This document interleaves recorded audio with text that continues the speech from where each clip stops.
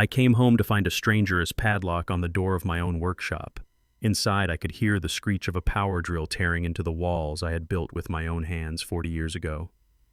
My daughter-in-law, Hailey, stood there sipping an iced latte and looking at me as if I were the intruder. "We need this space," she said with a smile that did not reach her eyes. "The baby is coming, and your dusty old hobby room is perfect for the nursery." I looked at the lock, and then I looked at her. I felt a fire rising in my chest that I had not felt since my wife Etta passed away. I looked her dead in the eyes and said, "Then you better find your own house to put the baby in, because this sanctuary is closed to you." She laughed, thinking I was joking. She had no idea that she had just declared war on the man who owned the very ground she stood on. It was time to show them who really held the keys to this kingdom. My name is Marshall Turner. I am 68 years old. I am a man who believes in the quiet dignity of hard work. For 40 years, I have been a master carpenter restoring antique furniture that others threw away. I take broken things and I make them whole again.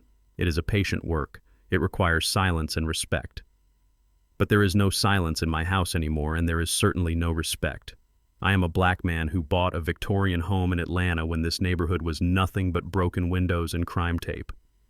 I restored every inch of this house with my sweat and my blood. I raised my son Terrence here. I buried my wife Etta here.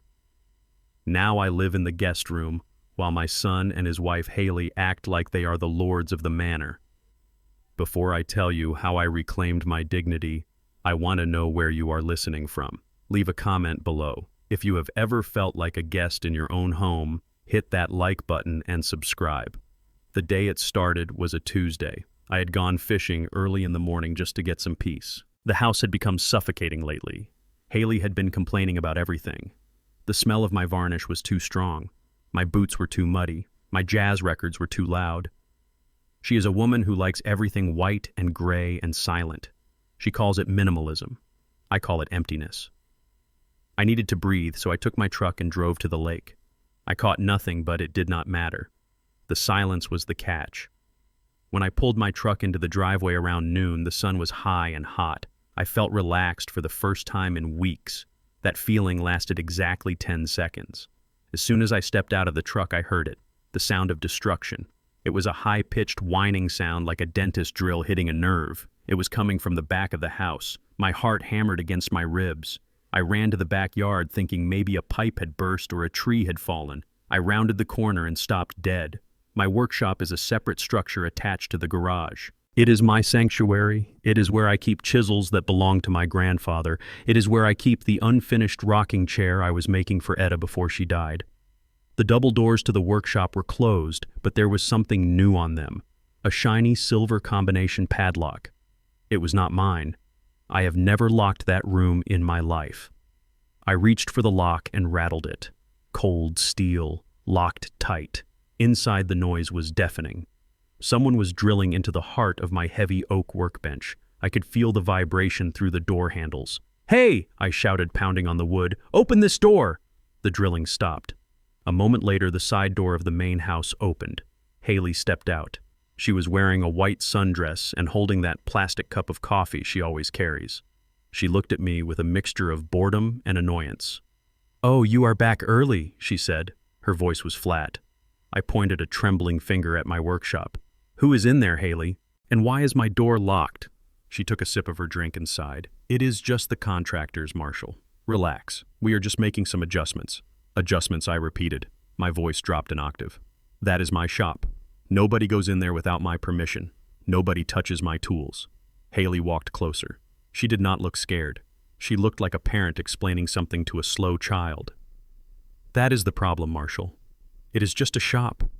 It is full of dust and sharp blades and toxic fumes. It is not safe. Not safe for who I asked. For the baby," she said, touching her stomach. "I am 4 months pregnant, Marshall. We need a nursery. The guest room upstairs is too small and the lighting is terrible. We decided the workshop would be perfect. It has those big windows. We are going to paint it white, put down soft rugs, and turn it into a Scandinavian-style playroom." I felt the blood drain from my face. "You are turning my workshop into a playroom." She nodded as if it were the most obvious thing in the world. "Yes. The contractors are removing that big ugly table right now. And those shelves full of rusty metal. We need to sanitize the space. That big ugly table she was talking about was a solid block of mahogany I had salvaged from a historic hotel demolition in 1985. It was worth more than her car. And the rusty metal were hand-forged Japanese chisels. "Open it," I said. My voice was a growl. "Open it now." "I cannot," she said, shrugging. "The contractors have the code. They are busy. Besides, we already moved your stuff out." "You did what?" "We moved it." "Well, we moved what was salvageable. The rest of the junk we put in the recycling bins out front." I did not wait for her to finish. I turned and ran toward the front of the house. My chest was heaving. I am 68 years old and I should not be running, but panic is a powerful fuel. I got to the curb and saw them. 3 large green recycling bins were lined up, waiting for the garbage truck that comes on Wednesday mornings. I threw open the lid of the first bin. My stomach dropped.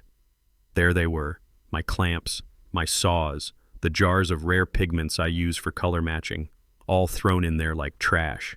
I reached in and pulled out a hand plane. It was a Stanley No. 4 made in 1920. It had belonged to my father. The handle was cracked. They had thrown it with such force that the rosewood handle had snapped in 2. I stood there on the sidewalk, clutching the broken tool to my chest. I felt tears pricking my eyes, but I refused to let them fall. Not here. Not in front of the neighbors who were already peeking out from their curtains. These new neighbors with their Teslas and their manicured poodles who looked at me like I was the gardener. I walked back to the house. I walked slow. Every step was a promise. I found Hailey still standing in the backyard, scrolling on her phone. She looked up and frowned when she saw the tool in my hand. "Why did you dig that out?" she asked. "It is broken, Marshall. It is garbage." I walked right up to her. I am 6'2". I cast a long shadow. For the first time, she took a step back. "Where is Terrence?" I asked. "He is inside. He is on a conference call. Do not disturb him." I walked past her. I slammed the back door open. I marched into the living room. Terrence was sitting at the dining table with his laptop and his noise-canceling headphones. He looked up when I entered. He saw the look on my face and he took the headphones off slowly. "Dad," he said, "you are back." I slammed the broken handplane onto the glass table. It made a loud crack. "Your wife locked my workshop," I said. "She threw your grandfather's tools in the trash." Terrence looked at the tool and then he looked away. He rubbed the back of his neck. "Dad, we talked about this." "Well, Hailey and I talked about it. We need the space." "You did not talk to me," I said. "I am the one who lives here. I am the one who pays the property tax. I am the one who fixed the roof last year when it leaked." "Dad, come on," Terrence said, his voice pleading and weak.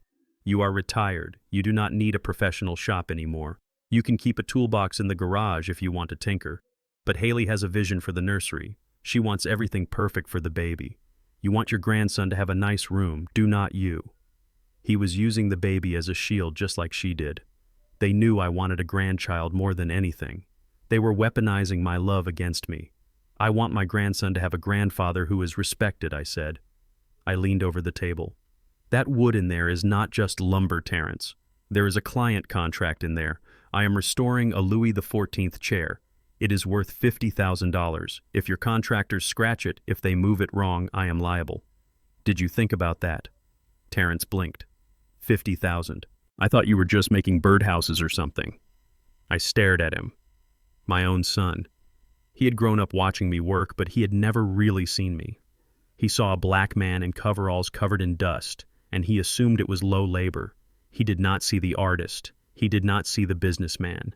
He had spent his whole life trying to scrub the sawdust off his skin, trying to be clean and corporate and acceptable. And now he had married a woman who treated his heritage like clutter to be cleared away. Hailey walked into the room then. She stood next to Terrence and put a hand on his shoulder, claiming him. "I heard you shouting," she said to me. "You are stressing me out, Marshall. It is bad for the baby. If you cannot be supportive, maybe you should go stay at a hotel for a few days while the renovation is finished." I looked at them. They stood there united in their selfishness. They looked at me, and they saw an old man who was in the way. They saw a resource that had been used up. They thought because I was quiet, because I let them live here rent-free, because I cooked dinner on Sundays, that I was weak. They mistook my kindness for surrender. I picked up the broken hand plane from the table. I put it in my pocket. The weight of it was grounding. "I am not going to a hotel," I said. My voice was calm now. terrifyingly calm. And you are not turning my workshop into a nursery. Hailey rolled her eyes. It is already done, Marshall. The walls are coming down as we speak. Get over it. I looked at Terrence. You are letting this happen. Terrence looked at his laptop screen. Happy wife, happy life, Dad. Just let it go. I nodded. Just once. Slowly. Okay, I said. Hailey smiled triumphantly. See? Was that so hard? We will pick out a nice color for the walls, maybe a soft yellow. You will love it when it is done. I turned and walked toward the stairs. I did not scream. I did not fight. I went up to my room, the guest room as they called it. I closed the door and sat on the edge of the bed. My hands were shaking, not from fear, but from rage. I reached into my pocket and pulled out my phone. I did not call the police. Not yet. That would be dangerous for a man like me. Instead, I opened my contacts and scrolled down to the letter A, Alana Hart. She was Etta's best friend. She was also the toughest real estate attorney in Atlanta. We had not spoken in 2 years, not since the funeral, but she had made me promise to call if I ever needed to activate the protocol. I looked at the picture of Etta on my nightstand. She was smiling in that way that said she knew something you did not. I promised you I would take care of them, Etta, I whispered to the photo. But they have forgotten who takes care of them. I dialed the number. It rang twice. Marshal Alana's voice was crisp and sharp. It has been a long time. They locked the workshop, Alana, I said. They threw the tools away. There was a silence on the other end. Then she spoke and her voice was like a gavel striking wood. Is it time, Marshal? I looked out the window. I could see the recycling bins from here. I could see the legacy of 3 generations sitting in the trash. Yes, I said, it is time. Remind them who owns the house, Alana. I hung up the phone. Downstairs, I heard Hailey laughing. She was probably ordering curtains for her new Scandinavian nursery. She thought she had won. She thought the old man had gone upstairs to pout. She did not know that I had just started the timer on a bomb that would blow their comfortable little world to pieces. The drilling noise started again, vibrating through the floorboards. Let them drill. Let them break the walls. Every swing of their hammer was just adding another 0 to the bill they would have to pay. I lay back on the bed and closed my eyes. I listened to the destruction of my workshop, and for the first time all day I smiled, because I knew something they did not. I knew that in the state of Georgia, piercing a load-bearing wall in a historic property without a permit is not just a fine, it is a criminal offense. And thanks to the trust fund Etta and I set up 20 years ago, the moment they damaged the property value, they voided their right to live here. They wanted a nursery. I was about to give them an eviction notice, but first I had to save that chair. I stood up and changed my shirt. I put on my work boots. It was time to go downstairs and play the part of the defeated old man just a little bit longer, just until the trap was fully set. I stood there on the sidewalk and the Georgia sun beat down on my neck like a physical weight. The green plastic recycling bin was warm to the touch. It smelled of stale coffee and rotting fruit peels. I am a man who has spent 68 years building a reputation for dignity. I wear a collared shirt even when I am sanding wood. I hold my head high when I walk through this neighborhood that used to be mine but now belongs to strangers. But in that moment, I was just an old man digging through garbage in front of his own house. I reached deeper into the bin.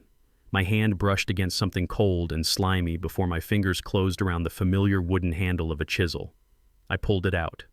It was a Japanese paring chisel made of blue paper steel. It was hand-forged by a master smith in Tokyo. I had saved for 6 months to buy that single tool in 1992. Now it was covered in yogurt and coffee grounds. The blade was chipped where it had been thrown against the hard plastic of the bin. My heart cracked a little inside my chest. This was not just a tool. This was an extension of my hand. This was the instrument I used to carve the delicate scroll work on the restoration projects that paid for this house. I looked up. Across the street, Mrs. Gable was walking her poodle. She is one of the new neighbors. She stopped and watched me. She did not wave. She just stared at the black man rummaging through the trash. I knew what she was thinking. She was thinking that I finally looked like I belonged in the gutter. She was thinking that property values would go up once I was gone. I wanted to shout at her. I wanted to tell her that the tool in my hand was worth more than her purebred dog. But I said nothing. I just wiped the yogurt off the steel with my thumb and put the chisel in my pocket. I went back into the bin. I had to save them all. I found my grandfather's smoothing plane buried under a stack of pizza boxes. The iron body was rusted from the moisture. This plane had built the crib my son Terrence slept in. It had smoothed the dining table where we ate Thanksgiving dinners for 30 years. Hailey had thrown it away like it was a used napkin. Then I saw it, and this time the air actually left my lungs. Sticking out from the bottom of the bin was a piece of curved wood. It was dark and intricate. I recognized the grain immediately. It was French walnut. I pulled the other bags of trash aside frantically. My hands were shaking. I grabbed the piece of wood and pulled it free. It was the cabriolet leg of the Louis XIV armchair. The chair belonged to a museum curator in Savannah. It was an authentic piece from the 17th century. I had been hired to fix a hairline fracture in the backrest. The legs were supposed to be pristine, but now I held one of the legs in my hand and it was snapped clean off at the joint.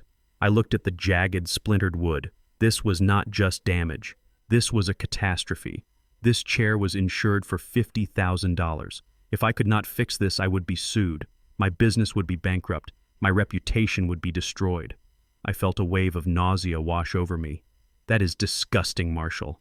The voice came from above. I looked up at the balcony. Hailey was standing there. She was wearing her oversized sunglasses and holding a green smoothie. She looked down at me with an expression of pure revulsion. "You are digging through the trash," she said. "Do you have any idea how embarrassing that looks? The neighbors are watching." I held up the broken chair leg. My hand was trembling, but my voice was steady. "You broke the chair, Hailey. Do you know what this is?" She sighed loud enough for me to hear it from the sidewalk. "It is wood, Marshall. It is dirty old wood that smells like mildew. I told the contractors to clear the room. They cleared the room." "Stop being so dramatic." "Dramatic," I repeated. The word tasted bitter in my mouth. "This is a 17th century antique. It belongs to a client. It is worth more than the car you drive. And you snapped the leg off and threw it in the garbage." Hailey laughed. It was a cold, dry sound. "Oh, please. Nobody cares about that dusty old junk except you. We are doing you a favor. You are retired. You do not need to be hoarding scraps of wood anymore. You need to focus on being a grandfather, although I do not know if I want my child around someone who digs in dumpsters." The door behind me opened. Terrence stepped out onto the porch. He looked tired. He was wearing his expensive noise-canceling headphones around his neck like a scarf. He saw me standing by the bins. He saw his wife on the balcony. He saw the broken chair leg in my hand. "Dad, come inside," Terrence said. "You are making a scene." I walked up the driveway. I did not stop until I was standing right in front of my son. I held the broken leg up to his face. "Look at this, Terrence. Look at it." He refused to make eye contact. He looked at the driveway. He looked at the sky. He looked anywhere but at me. "It is just a chair, Dad. We will buy you a new one." I felt something break inside me then. It was louder than the snap of the walnut wood. It was the realization that my son was not just weak, he was gone. The boy I had raised, the boy who used to sit on my workbench and watch me carve for hours, had been replaced by this stranger who thought he could buy history at a furniture store. "You cannot buy this, Terrence," I whispered. "This is irreplaceable." "And so is my trust." Hailey called down from the balcony. Her voice was sharp. "Terrence, tell him to wash his hands before he comes inside. I do not want garbage germs in the house. And tell him that pile of scrap metal needs to be gone by tomorrow. The HOA sends fines if the bins are overflowing." Terrence looked at me. His eyes were pleading. "Please, Dad, just let it go. Hailey is nesting. Her hormones are all over the place. She just wants everything perfect for the baby. Can you just put the wood back in the bin and come inside? We can talk about this later." I looked at my son. I looked at the man who was half me and half Etta. I wondered where we went wrong. Maybe I gave him too much. Maybe I shielded him from the hardness of the world so much that he became soft. He stood there in his designer clothes, terrified of his wife, terrified of his father, and terrified of the truth. I did not put the wood back. I took off my shirt right there in the driveway. I used it to wrap the broken leg and the chisels. I would not let them touch the filth of that bin for 1 second longer. "I am not putting it back," I said, "and I am not washing my hands of this. You two have done something today that you cannot undo." I walked past him. I walked into the house that I paid for. I walked into the kitchen that I built. The air conditioning was cold on my bare chest, but the fire in my belly kept me warm. I marched through the living room past the white sofas and the abstract art that Hailey had hung over my family photos. I went straight to the guest room. I laid the broken leg on the bed. I laid the chisels next to it. I sat down and looked at the wreckage of my life. My phone buzzed in my pocket. It was an email notification. The subject line was from the museum curator. He was asking for an update on the chair. He said he was excited to see the progress. I stared at the screen. I could not tell him the truth. Not yet. If I told him now, the lawsuit would hit before I was ready. I needed time. I needed a plan. I looked at the broken leg again. The break was clean. The grain was long. It was a difficult repair, but not impossible. I was Marshall Turner. I had been fixing broken things for 40 years. I could fix the chair, but I could not fix this family. Hailey thought she had thrown away trash. She thought she had cleared out space. But what she had actually done was hand me the weapon I would use to destroy her. She had destroyed client property. She had destroyed business assets. In the eyes of the law, she had just committed a crime. I heard footsteps in the hall. Terrence knocked on the door. "Dad, are you okay?" I did not answer. I picked up my phone and opened the camera app. I took a picture of the broken chair leg. Then I took a picture of the chisels covered in yogurt. Then I took a picture of the date and time. "Dad, Hailey is really upset," Terrence said through the door. "She thinks you are being aggressive. She says she does not feel safe with you acting like this." I laughed quietly. It was a humorless sound. She did not feel safe. That was Rich. She was the one wielding the wrecking ball. "Tell your wife," I said, my voice low and dangerous through the wood of the door. "Tell her she does not have to worry. I will be very quiet from now on." I heard Terrence sigh and walk away. He thought he had won. He thought I was retreating. He did not know that I was documenting evidence. I spent the next hour cleaning my tools. I used my own toothbrush to scrub the coffee grounds out of the knurling on the handles. I oiled the steel until it gleamed. I treated them with the reverence they deserved. These tools were my ancestors. They had survived Jim Crow. They had survived poverty. They had survived time. They would survive Hailey. When I was done, I wrapped them in a clean towel and hid them under the loose floorboard in the closet, the same floorboard where I kept the deed to the house, the deed that did not have Terrence S. name on it. I sat back up and looked at the Louis XIV leg. The break was jagged like a wound. I ran my thumb over the splintered wood. It pricked my skin and a drop of blood welled up. I watched the red droplet sit on the dark walnut. Blood and wood. That was what this house was built on, and blood and wood would be what took it back. I heard the dinner bell ring downstairs. It was a little silver bell that Hailey liked to ring instead of calling out. It made me feel like a servant. But I stood up. I put on a fresh shirt. I washed my face. I would go down there. I would sit at their table. I would eat their food. And I would smile. Because the hunt had officially begun, and the prey had no idea they were already in the trap. I walked down the stairs at 6:00 sharp. I had scrubbed my skin with pumice soap until it was raw. I had washed my hair 3 times. I had put on my best Sunday shirt, the one with the starch still stiff in the collar. I did not smell like varnish. I did not smell like sawdust. I smelled like peppermint soap and Old Spice aftershave. I smelled like a man who respects himself and respects his home. The dining room was transformed. The heavy oak table that Etta and I had bought for our 10th anniversary was covered with a white linen tablecloth. The centerpiece was a sprawling arrangement of white lilies that smelled like a funeral parlor.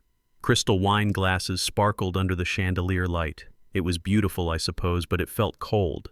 It felt like a display window in a department store, not a place where a family breaks bread. I saw my son Terrence adjusting the silverware. He was wearing a blazer that looked too tight on him. When he saw me, he stiffened. He looked at the doorway to the kitchen and then back at me. He looked like a deer caught in headlights. "You look nice, Dad," he said, but his voice was thin. "Thank you, son," I said. I pulled out my usual chair, the chair at the head of the table, the chair where I had carved the turkey every Thanksgiving for 30 years. Before I could sit down, Hailey glided into the room. She was wearing a silk dress that probably cost more than my first car. She stopped dead when she saw me. Her smile vanished like smoke. "Marshall, what are you doing?" she asked. "I am sitting down for dinner," I said. I smoothed the napkin on the table. "Is that a problem?" She walked over to me and wrinkled her nose. She made a show of sniffing the air around me. She waved her hand in front of her face as if she were wafting away toxic fumes. "Ugh," she groaned. "You smell like chemicals. It is overpowering." I looked at her. I knew I did not smell. I had scrubbed until I bled. "I do not smell like chemicals." "Hailey," I said, my voice steady. "I smell like soap." "No, it is that varnish stuff," she insisted. "It is seeping out of your pores, Marshall. I can taste it. It is making me nauseous. The baby cannot be around those fumes." She put a hand on her stomach, the universal trump card. Every time she touched her belly, she won the argument. I looked at Terrence. I waited for him to say something. I waited for him to say, "Dad smells fine, Hailey." I waited for him to say, "Let him eat with us." Terrence looked at his shoes. "Maybe it is better if you eat in the kitchen tonight, Dad," he mumbled. "Just for tonight. Hailey's mom is coming, and you know how sensitive everyone is right now. The kitchen. They wanted me to eat in the kitchen like the help, in my own house, in the house where I paid the mortgage, in the house where I taught that boy how to hold a fork." I stood up slowly. I pushed the chair back. The legs scraped against the hardwood floor loud and harsh. "Fine," I said. "I will eat in the kitchen." Hailey clapped her hands together lightly. "Perfect. Thank you for being understanding, Marshall. I made a plate for you already. It is on the counter." I walked into the kitchen. The swinging door closed behind me, separating the dining room from the service area.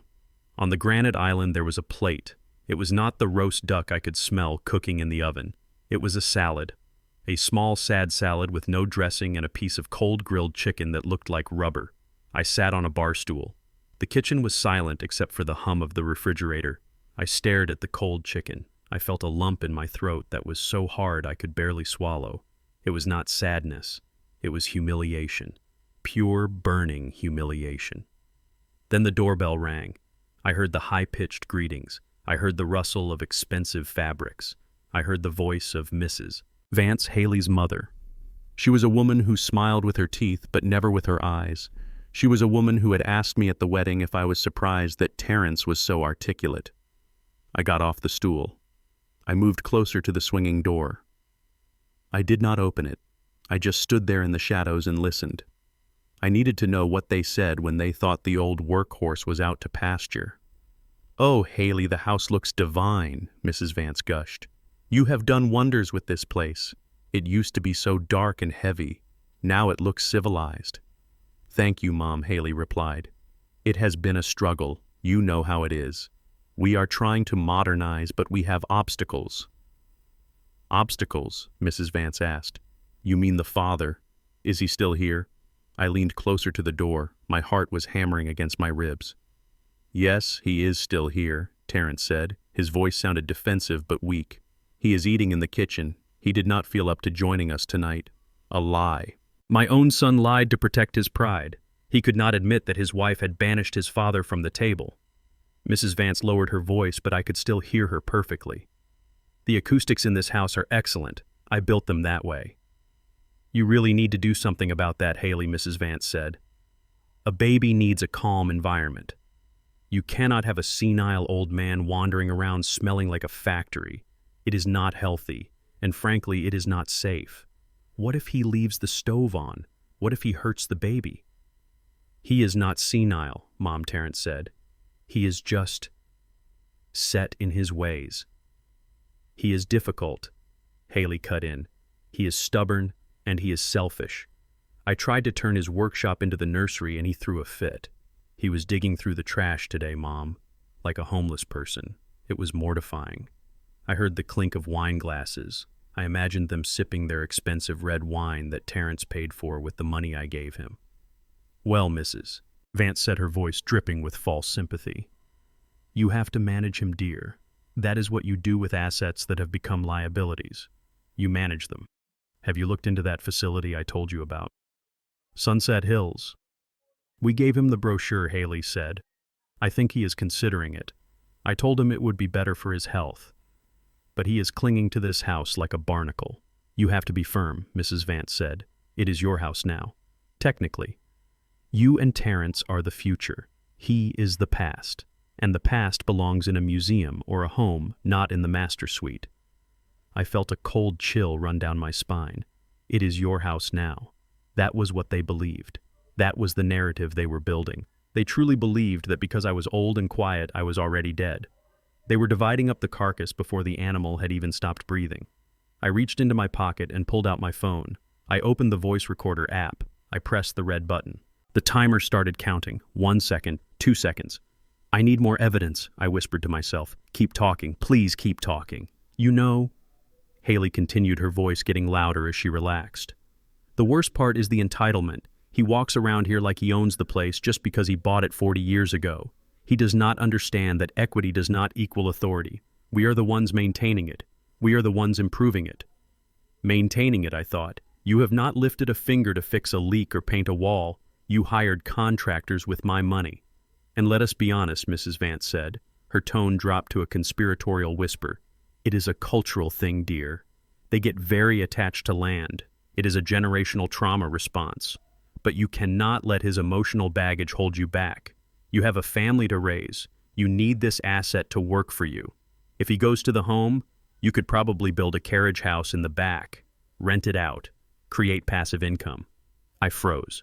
They were planning to build over my garden where Etta roses were still blooming. They wanted to turn my sanctuary into a rental unit. That is a great idea, Mom, Hailey said. I never thought about that. Passive income. That would pay for the nanny. I stopped the recording. My hand was shaking so hard I almost dropped the phone. I saved the file. I named it Dinner Conversation. I walked back to the island. I looked at the cold chicken. I picked up the fork.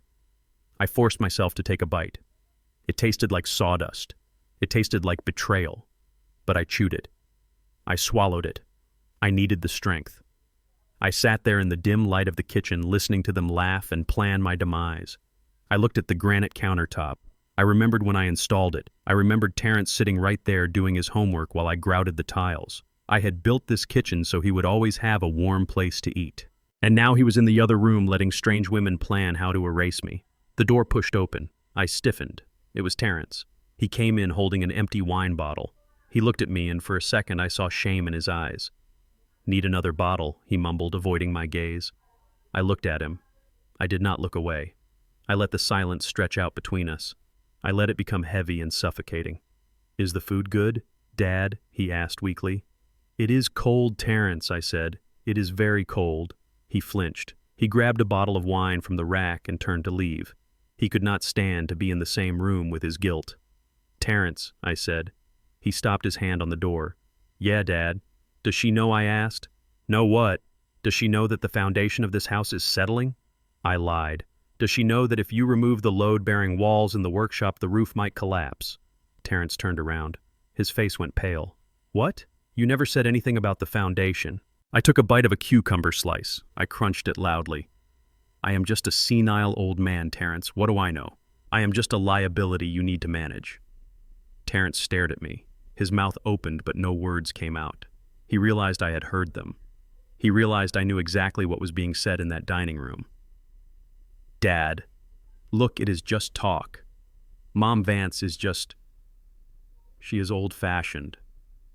Go back to your guests, Terrence, I said. My voice was final. Take the wine. They are thirsty. They have a lot of planning to do. He hesitated for one more second, then he pushed through the door and disappeared. I was alone again, but I was not lonely. I felt a strange sense of clarity. The ambiguity was gone. The hope that maybe I was misunderstanding them was gone. They had declared their intentions. They wanted to liquidate me. They wanted to turn my life's work into passive income. I finished the salad. Every bite was fuel. I drank a glass of tap water. Then I stood up. I took my plate to the sink. I washed it. I dried it. I put it away. I left the kitchen spotless. I walked to the back door. I needed fresh air. I stepped out onto the patio. The night air was cool. I looked at the workshop. The windows were dark. The padlock glinted in the moonlight. I took out my phone again. I dialed a number. It was late, but I knew she would answer. Alana, I said when she picked up. Marshall, she said. Everything all right? No, I said. Nothing is all right. But it is clear. Did you get what we need? She asked. I got it, I said. I have them on tape discussing my eviction. I have them discussing my mental capacity without a medical diagnosis. And I have them plotting to alter the property structure for financial gain. Good, Alana said. That is conspiracy. That proves malicious intent to defraud the trust. Marshall, are you ready for the next step? It is going to be hard. I looked through the window into the dining room. I saw Hailey laughing, throwing her head back. I saw Mrs. Vance toasting her glass. I saw Terrence pouring wine, his hands shaking slightly. I am ready, Alana, I said. Tell me what to do. The plan is simple, she said. We give them exactly what they want. We give them the rope. I understand, I said. Tomorrow, she said, start playing the part. Be the old man they think you are. Be forgetful. Be weak. Let them get comfortable. Let them think they have won. I can do that, I said. And Marshall, yes. Do not eat their food again. It might not be safe. I felt a chill that had nothing to do with the night air. You think they would? I think people who value property over parents are capable of anything, Alana said. Protect yourself. I hung up the phone. I looked at the house one last time. It looked beautiful from the outside. A perfect American dream. But inside it was rotting. I turned and walked toward the garden. I sat on the stone bench I had built for Etta. I sat there in the dark while the party went on inside. I was the ghost at the feast. But ghosts are dangerous. Ghosts are the only ones who can walk through walls and see the truth. Tomorrow I would start dying. I would start fading away. I would become the confused, helpless old man they wanted.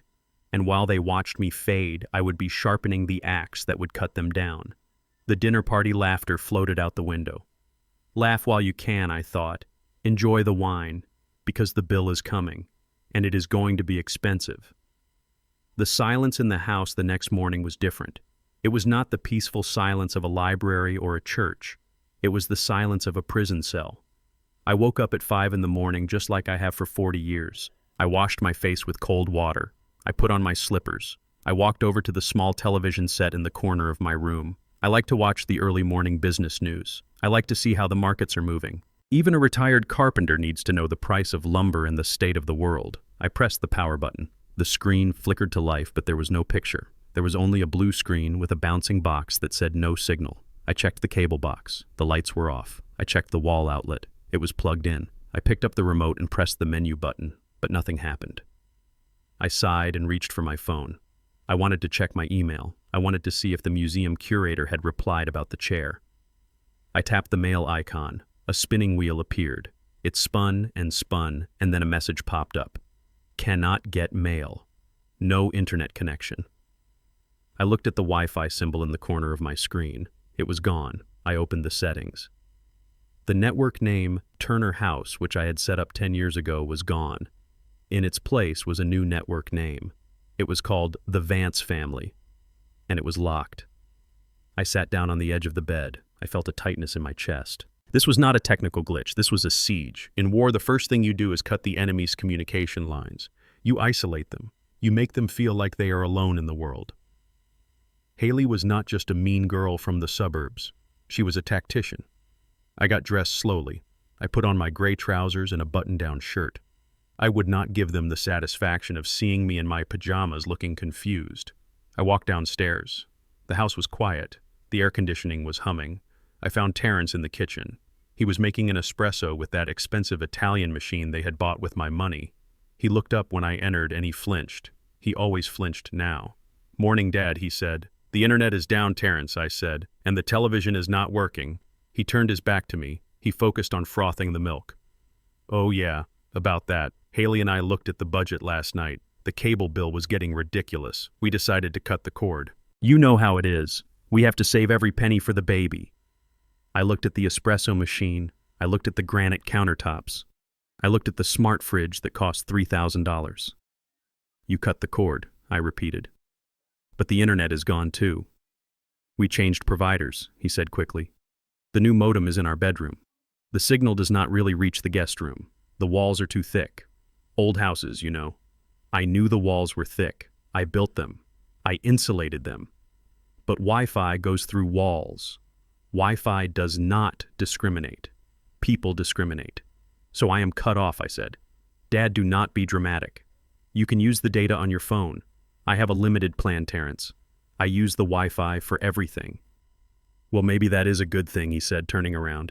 He handed me a mug of black coffee. It was lukewarm.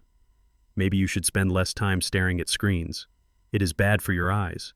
You should go for walks. Get some fresh air. I took the coffee. I did not drink it. I set it down on the counter. I see, I said. You are worried about my eyes. Just like Hailey is worried about my lungs, you two are very concerned about my health lately.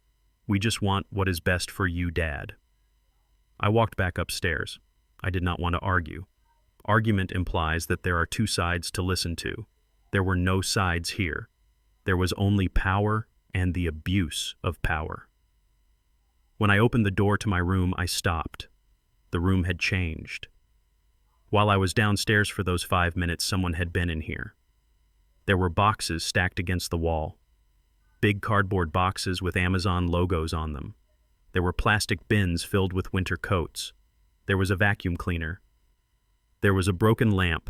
I stepped inside. The room felt smaller. The boxes were blocking the path to the window. My reading chair had been pushed into the corner to make room for a stack of old magazines. I turned around. Hailey was standing in the doorway. She was smiling. "Oh, good you are back," she said. "Sorry about the mess. We are clearing out the hall closet to make room for the stroller and the car seat. We figured you would not mind storing a few things in here. You have so much extra space for just one person." "Extra space," I said. "This is my bedroom, Hailey." "It is the guest room, Marshall," she corrected me. "And guests do not usually complain when the host needs to store a few things. Besides, it is just temporary. Unless you decide to move to Sunset Hills. Then you will have your own room with plenty of storage." She walked in and dropped a pile of towels on my dresser. She covered the picture of Etta. I walked over and moved the towels. I picked up the picture frame and dusted it off with my sleeve. "Do not bring anything else in here," I said. Hailey laughed. "It is my house, Marshall. I will put my things where I want. If you do not like it, you know where the door is." She turned and walked away. She left the door open. She wanted me to see her walking down the hallway of my house like she owned every inch of it. I closed the door. I locked it. Not that a lock would stop them. They had keys. They had drills. They had the audacity of youth and greed. I spent the day in that room. I felt like a prisoner. The air was stale. The boxes loomed over me like silent guards. I tried to read a book, but I could not concentrate. I kept thinking about the internet. I needed to email Alana. I needed to send her the recordings. I needed to check the laws on tenant harassment, but I had no signal. I realized then how dependent we become on connection. Without it, I felt invisible. I felt like I had already ceased to exist. Night fell, and with the night came the noise. It started around 7. Cars pulling into the driveway, doors slamming, voices laughing, high heels clicking on the pavement. Hailey was having a party. She had not mentioned a party. Usually she would tell me to stay in my room. Today, she did not even bother. She assumed I would stay hidden. She assumed I was too ashamed of my poverty and my old age to show my face. The music started. It was not jazz. It was some heavy electronic beat that shook the floorboards. The bass thumped against my feet like a heartbeat. I sat in my chair in the dark. I did not turn on the lamp. I did not want them to see the light under the door. I wanted to be the ghost they thought I was. I could hear them downstairs. I could hear the pop of champagne corks. I could hear the clinking of silverware. I could smell the food. Roast beef, truffle oil, garlic butter. The smells wafted up the ventilation shafts and taunted me. I sat there with my stomach growling, eating a granola bar I had found in my coat pocket. I heard voices drifting up the stairs. "Your house is amazing, Hailey," a woman said. "The architecture is stunning." "Thank you," Hailey replied. "We have put so much work into it. It was a wreck when we got it, a total gut job." A wreck. She called my life's work a wreck. She called the hand-carved moldings a gut job. "And where is the father?" the woman asked. "Is he around?" Hailey laughed. "Oh, he is upstairs. He is sleeping. He sleeps a lot these days. He is declining pretty fast. We are looking at facilities. It is sad, but it is for the best." "Poor thing," the woman said. "It must be hard for you. Taking care of an invalid while you are pregnant. You are a saint, Hailey. A saint." I gripped the arms of my chair. My knuckles turned white. I wanted to go down there. I wanted to march into that living room and scream the truth. I wanted to tell them that I was not an invalid. I was a master craftsman. I was the one who paid for the wine they were drinking. But I stayed seated. Alana had told me to wait. She had told me to let them dig their hole. Then I heard a voice that broke my heart. It was Terrence. He was laughing. It was a loud, booming laugh, the kind of laugh he used to have when we went fishing. "So," Terrence, a man's voice asked, "when do you think you will have the nursery done?" "Soon," Terrence said. "We just have to clear out some old junk from the back. But once that space is open, it is going to be incredible. We are thinking of putting in a skylight." He called my workshop junk. He called my tools junk. I sat there in the dark, and I finally understood. I had been telling myself that Terrence was a victim. I had been telling myself that he was being manipulated by a wicked wife, that he was weak but he loved me. I was wrong.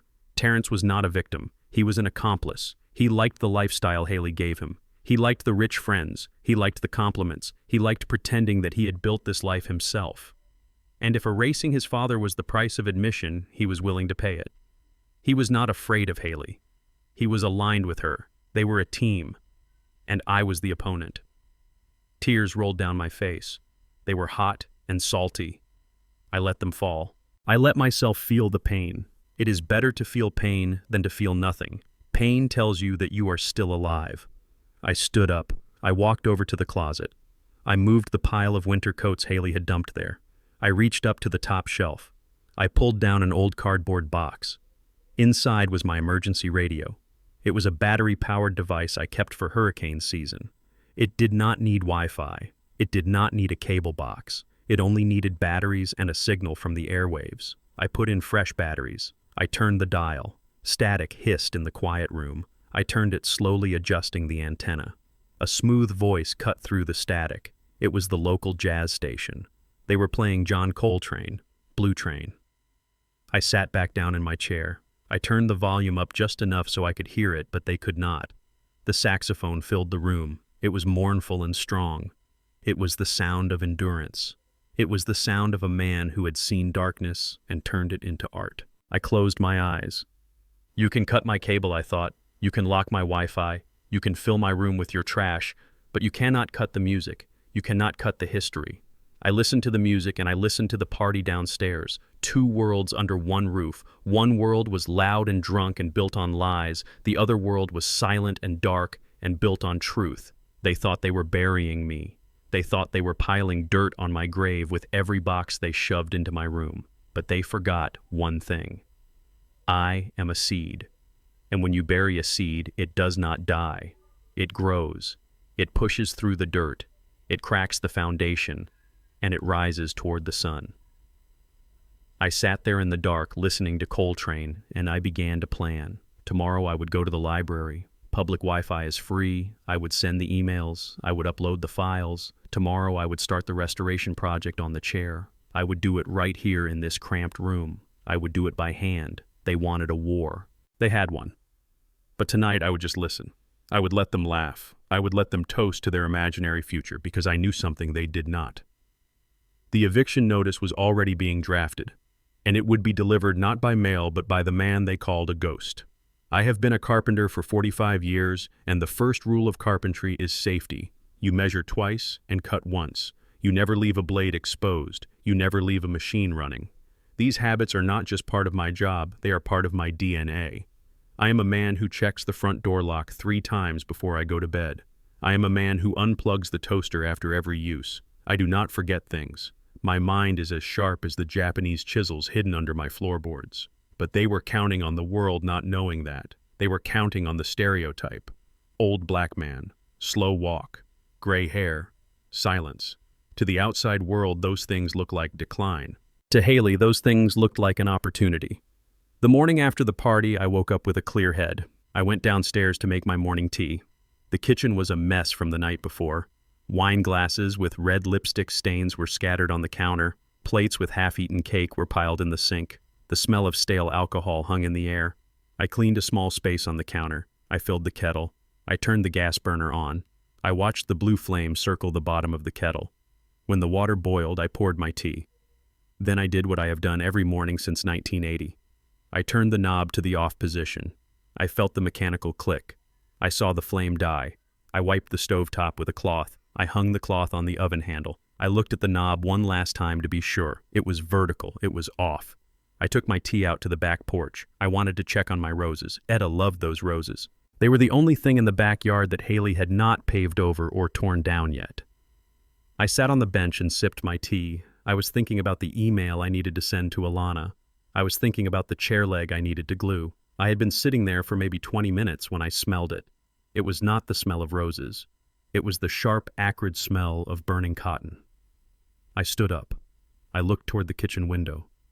Dark gray smoke was billowing out through the screen. My heart stopped. I dropped my tea mug. It shattered on the stone patio, but I did not stop to look. I ran. I ran faster than I thought my old legs could carry me. I burst through the back door. The kitchen was filled with smoke. The fire alarm was screaming. On the stove, the cloth I had hung on the oven handle was engulfed in flames. The fire was licking up the side of the cabinets I had built. I did not panic. I grabbed the fire extinguisher from under the sink. I pulled the pin. I aimed. I squeezed. A cloud of white chemical powder covered the stove. The fire hissed and died. I stood there coughing, waving the smoke away. My eyes were stinging. My chest was heaving. Then I heard the scream. "Oh my God, Marshall, what have you done?" Hailey was standing in the doorway. She was wearing a silk robe. She had a hand over her mouth and the other hand over her stomach. Terrence was behind her looking terrified. I coughed and pointed at the stove. The cloth caught fire. Hailey rushed into the room. She did not ask if I was okay. She did not ask if I was burned. She ran to the stove. She pointed at the knob. "Look at this, Marshall. Look at what you did. You left the gas on. Again." I walked over. I looked at the knob. It was turned to the high position.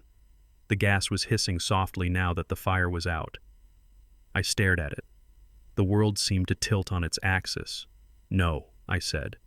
My voice was raspy from the smoke. I turned it off. I heard it click. Hailey turned to Terrence. Her eyes were wide and filled with tears. "Do you see, Terrence? Do you see what I have been telling you? He almost killed us. He almost killed the baby." Terrence walked over to me. He looked at the stove, and then he looked at me. His face was pale. "Dad, the knob is on. It is right there."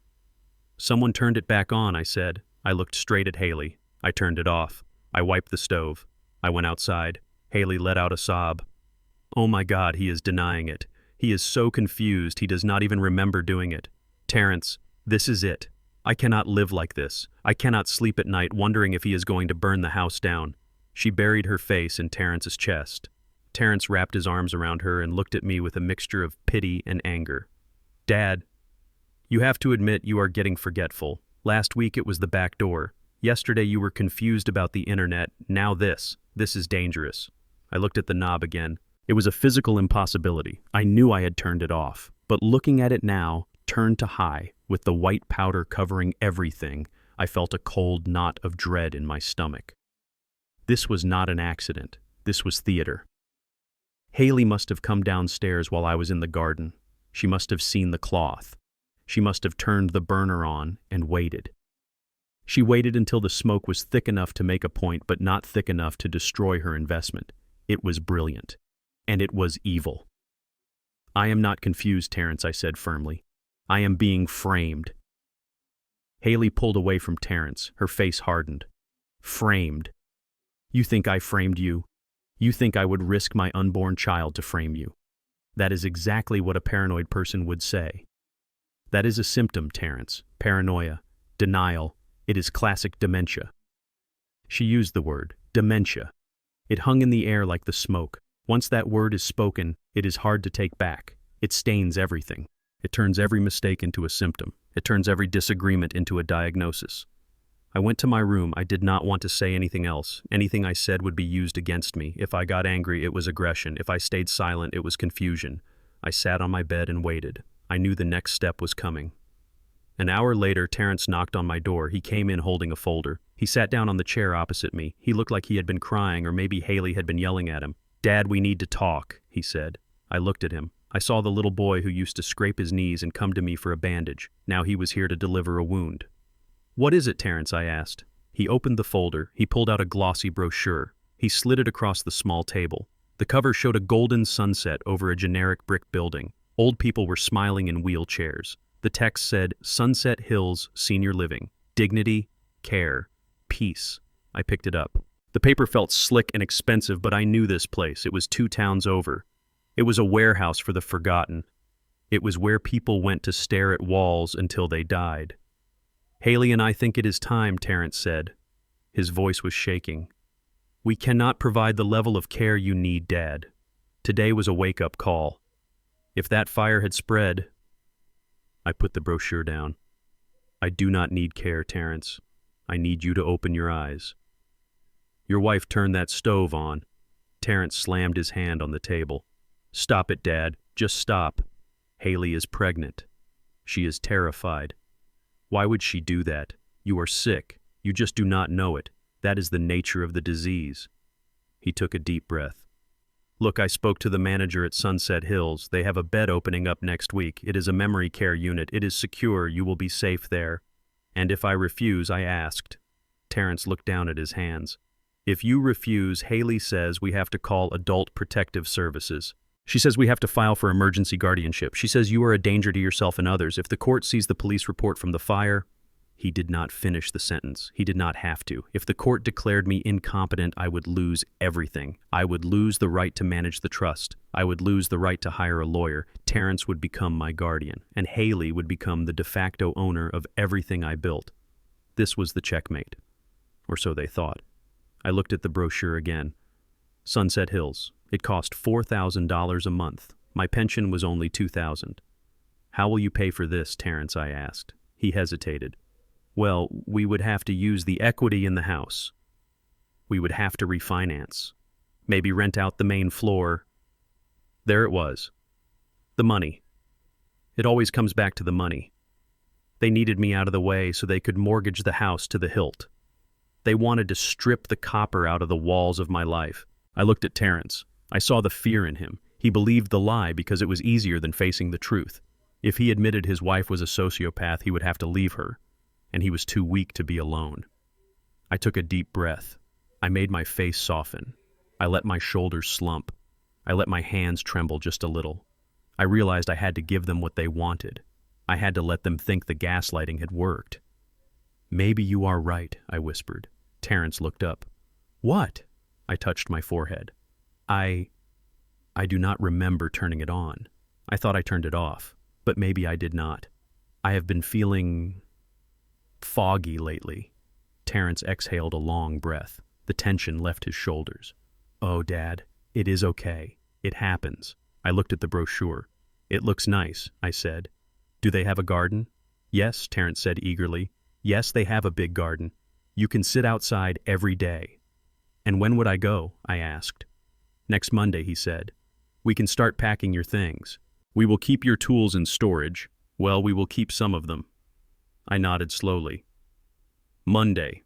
That gave me 5 days. 5 days to execute the plan. 5 days to turn the trap back on the hunter. Okay, I said. Okay, Terrence. You are a good son. You are doing the right thing. Tears welled up in his eyes. Thank you, Dad. I promise I will visit every Sunday. He stood up and hugged me. It was a Judas hug. He was hugging the father he was about to lock away. When he left the room, I sat there for a long time. The smell of smoke was still on my clothes. I picked up the brochure and tore it in half. Then I tore it into quarters. They thought I was foggy. They thought I was broken. They did not know that a fire does not just destroy. A fire also hardens steel. Hailey had made a mistake, a fatal mistake. By threatening me with legal guardianship, she had forced my hand. I could no longer just defend myself. I had to destroy them. I reached under the mattress and pulled out the folder of documents Alana had given me. I found the page I was looking for. It was a medical affidavit. I needed a doctor to certify that I was of sound mind. I would go to my own doctor tomorrow. I would take a cognitive test. I would get the results on paper, and then I would go to the bank. Hailey wanted to claim I was incompetent so she could control the assets, but she forgot one detail. The trust documents had a clause, a poison pill clause. If the primary beneficiary, me, is deemed incompetent by a court, the assets do not go to the secondary beneficiary, Terrence. They are immediately liquidated and donated to the United Negro College Fund. I laughed softly in the quiet room. If they succeeded in proving I was crazy, they would inherit absolutely nothing. But I was not going to let it get that far.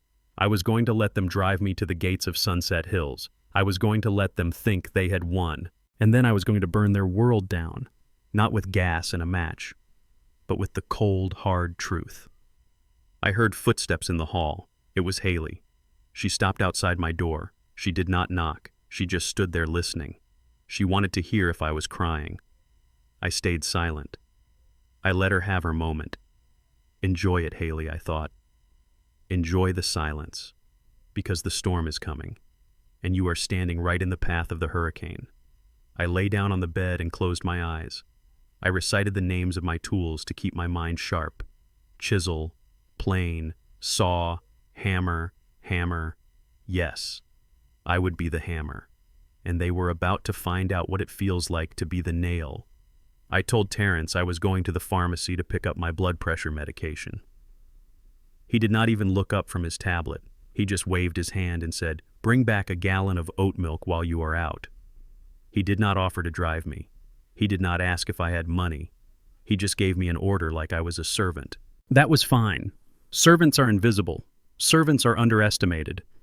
I put on my old beige windbreaker and walked out the door. I walked with a stoop until I turned the corner. As soon as I was out of sight of the house, I straightened my back. I walked 2 blocks to the bus stop. I have a truck, but I could not risk taking it. Hailey tracks the mileage. She says she wants to make sure I am not driving aimlessly and wasting gas. The truth is, she wants to know where I am every second of the day. The bus ride to downtown Atlanta took 40 minutes. I sat in the back. I watched the city roll by. I saw neighborhoods that used to be black communities now filled with coffee shops and yoga studios. I saw the history of my people being painted over and renovated just like my workshop. But some foundations are too deep to be dug up. I got off at Peachtree Street. I walked into the lobby of the Hart Building. The security guard asked for my ID. I showed him my driver's license. He looked at me, and then he looked at the name on the directory. Hart and Associates. "You have an appointment?" he asked. "I do not need one," I said. "I am family." I took the elevator to the 20th floor. The doors opened and the smell hit me. It smelled like old leather and lemon polish. It smelled like justice. The receptionist tried to stop me, but then a door opened down the hall. Alana Hart stepped out. She is 72 years old, but she stands as straight as a judge's gavel. She was wearing a red power suit that looked like armor. She saw me, and her face softened. "Marshall," she said. She did not ask why I was there. She knew. She walked over and hugged me. She smelled like lavender, just like Etta used to. For a second, I wanted to break down. I wanted to weep into her shoulder and tell her how much I missed my wife. I wanted to tell her how lonely it was to live in a house full of people who wished you were dead, but I held it together. "I am a Turner. We do not break." "Come inside," she said. We sat in her office. It was a corner office with a view of the entire city. I could see the world from up here. Down on the street, I was just an old man. Up here, I was a client. I was a man with rights. I told her everything. I told her about the workshop. I told her about the lock. I told her about the trash. I told her about the dinner party and the cold chicken. And then I told her about the fire. When I finished, Alana took off her glasses. She rubbed the bridge of her nose. She did not look shocked. She looked angry. A quiet, terrifying anger. "They are building a case, Marshall," she said. "It is textbook. First they isolate you, then they demean you. Then they manufacture a crisis to prove incompetence. The fire was the escalation. They are not waiting for nature to take its course. They are accelerating the timeline." She stood up and walked to a large safe in the corner of the room. She spun the dial. Click, click, click.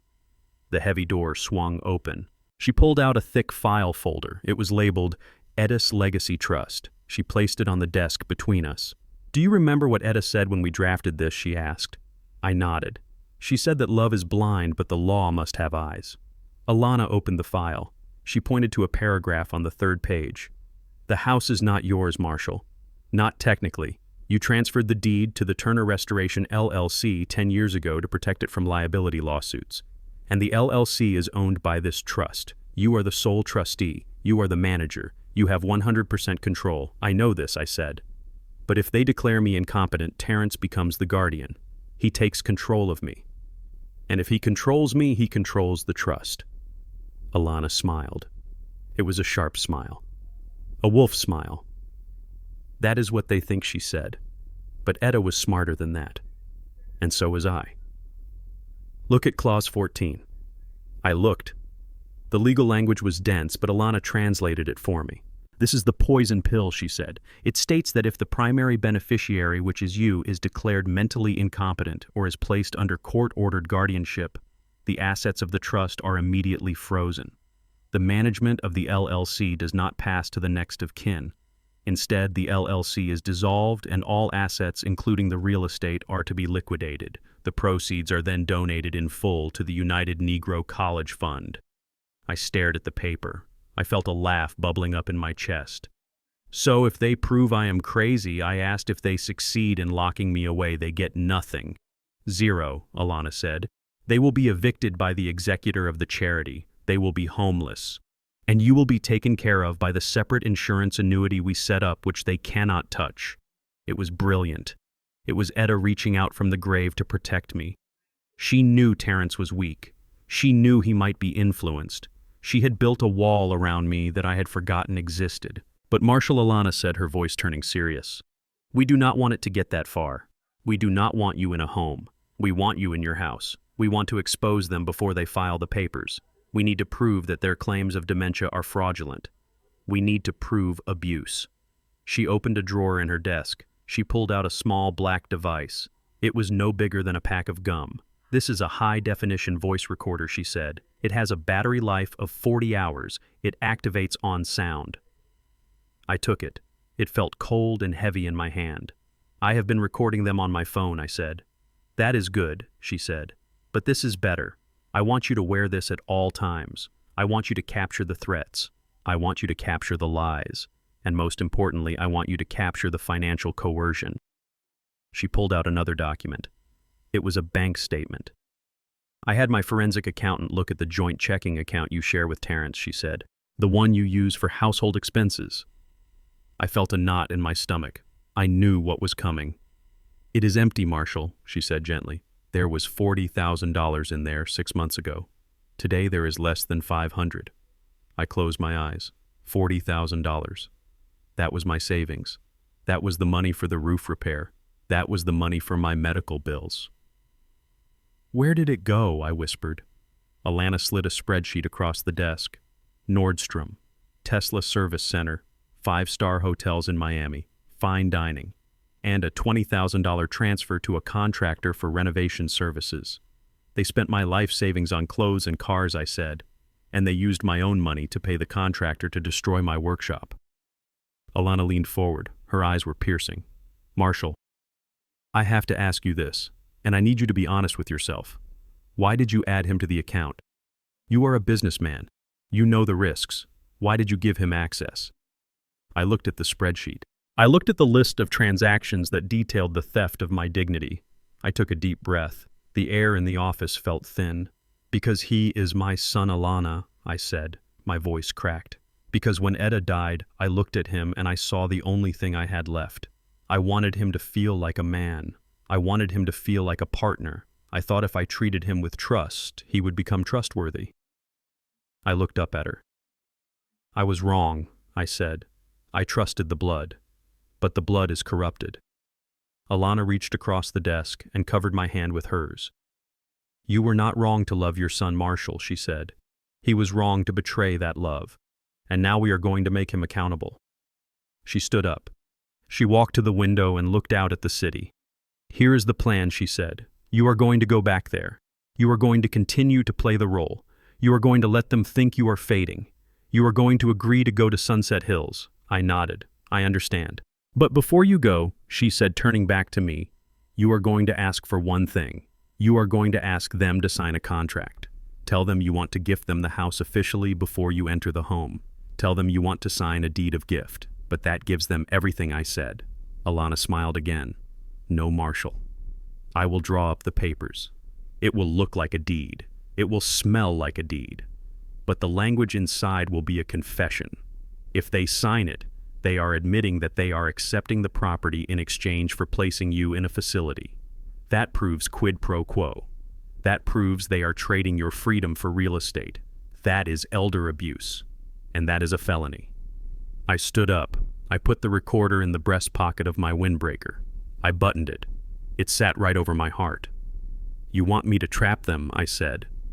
"I want you to let them trap themselves," Alana said.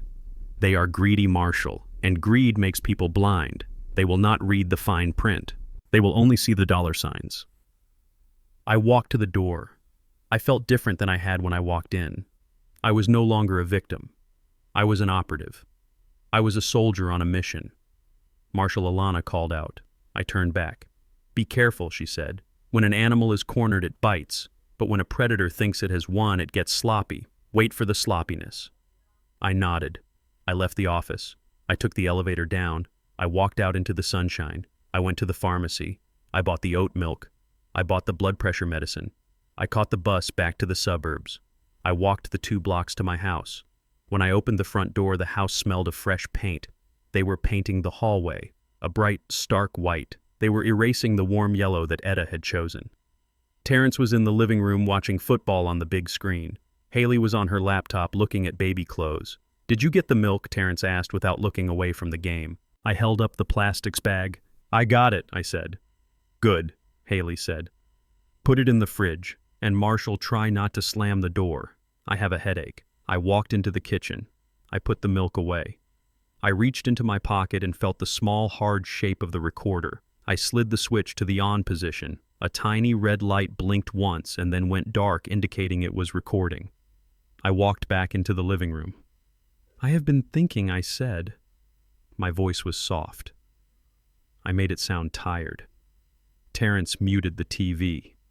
He looked at me. "What have you been thinking, Dad?" "I have been thinking about Sunset Hills," I said. "I think you are right. I think it is time. I do not want to be a burden anymore." Hailey looked up from her computer. Her eyes lit up. She closed the laptop. "Really, Marshall," she said, "you are making the right decision. It is going to be so much better for you." "I want to do it properly," I said. "I want to make sure you two are taken care of. I want to sign the house over to you. Before I go." Terrence and Hailey exchanged a look. It was a look of pure, unadulterated greed. It was the look of 2 people who had just won the lottery. "That is very generous of you, Dad," Terrence said. "I just need a few days," I said, "to get the papers ready." "Take all the time you need," Hailey said sweetly. Her headache was suddenly gone. "We can help you pack." I looked at them. I looked at the smiles on their faces. They thought they were looking at a defeated old man. They did not know they were looking at their executioner. "I am going to take a nap," I said. "I am very tired." "Sleep well," Marshal Hailey said. I walked up the stairs. I felt the recorder warm against my chest. Every word. I had every word. The trap was set. Now all I had to do was wait for them to walk into it. The next morning, the house smelled of victory. Not mine. Theirs. I walked down the stairs, gripping the banister like an old man who fears a fall. In my other hand, I held the envelope that Alana had prepared. It was a thick, cream-colored envelope. Heavy. Official. It looked like a surrender treaty. And in a way it was. I was surrendering my pride to buy back my freedom. Hailey and Terrence were already at the dining table. They were not eating. They were waiting. They looked like vultures sitting on a branch, waiting for the animal to stop twitching. When I entered the room, Hailey sat up straighter.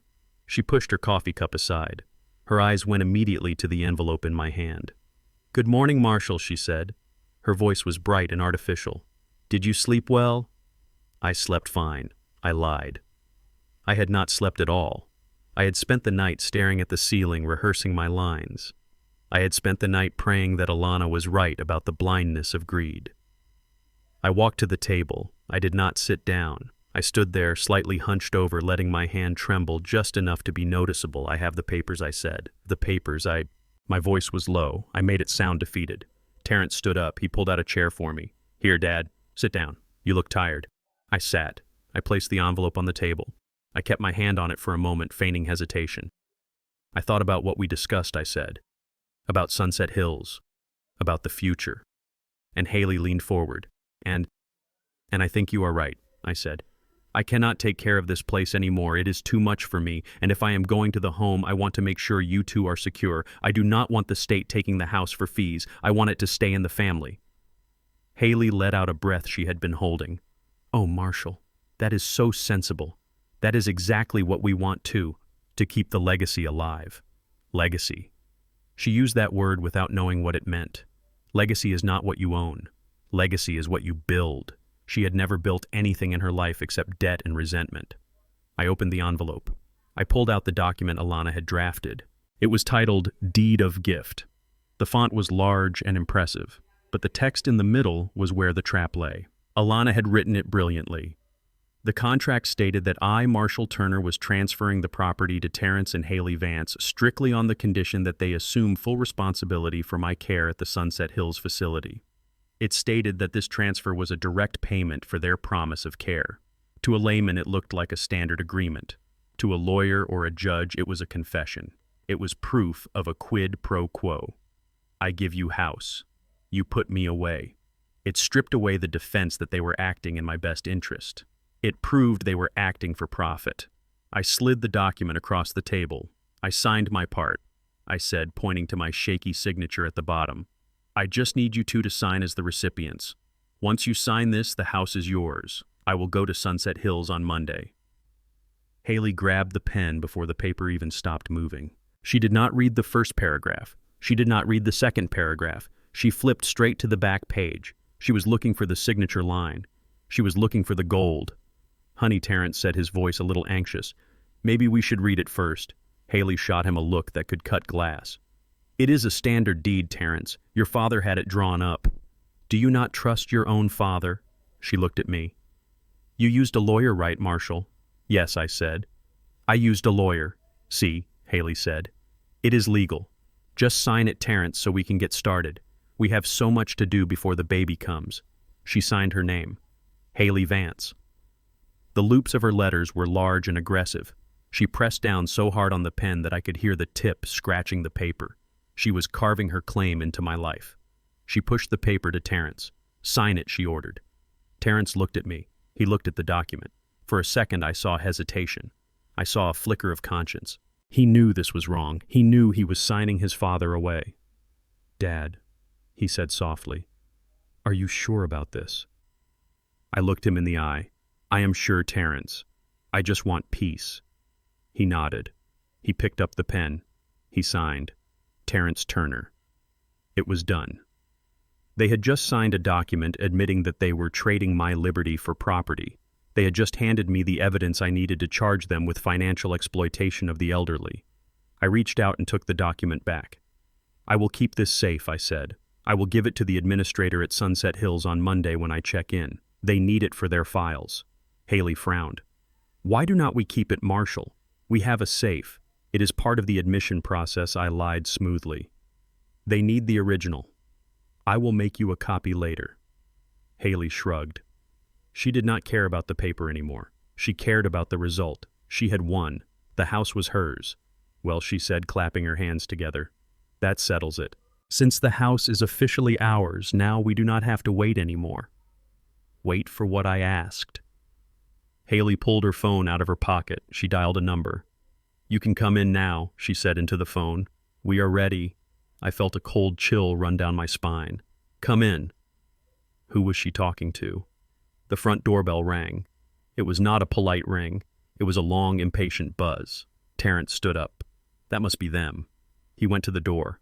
I heard heavy boots on the hardwood floor. I heard the sound of men talking, rough voices. Two men walked into the dining room. They were wearing tool belts and dusty work boots. They looked like demolition men, because they were.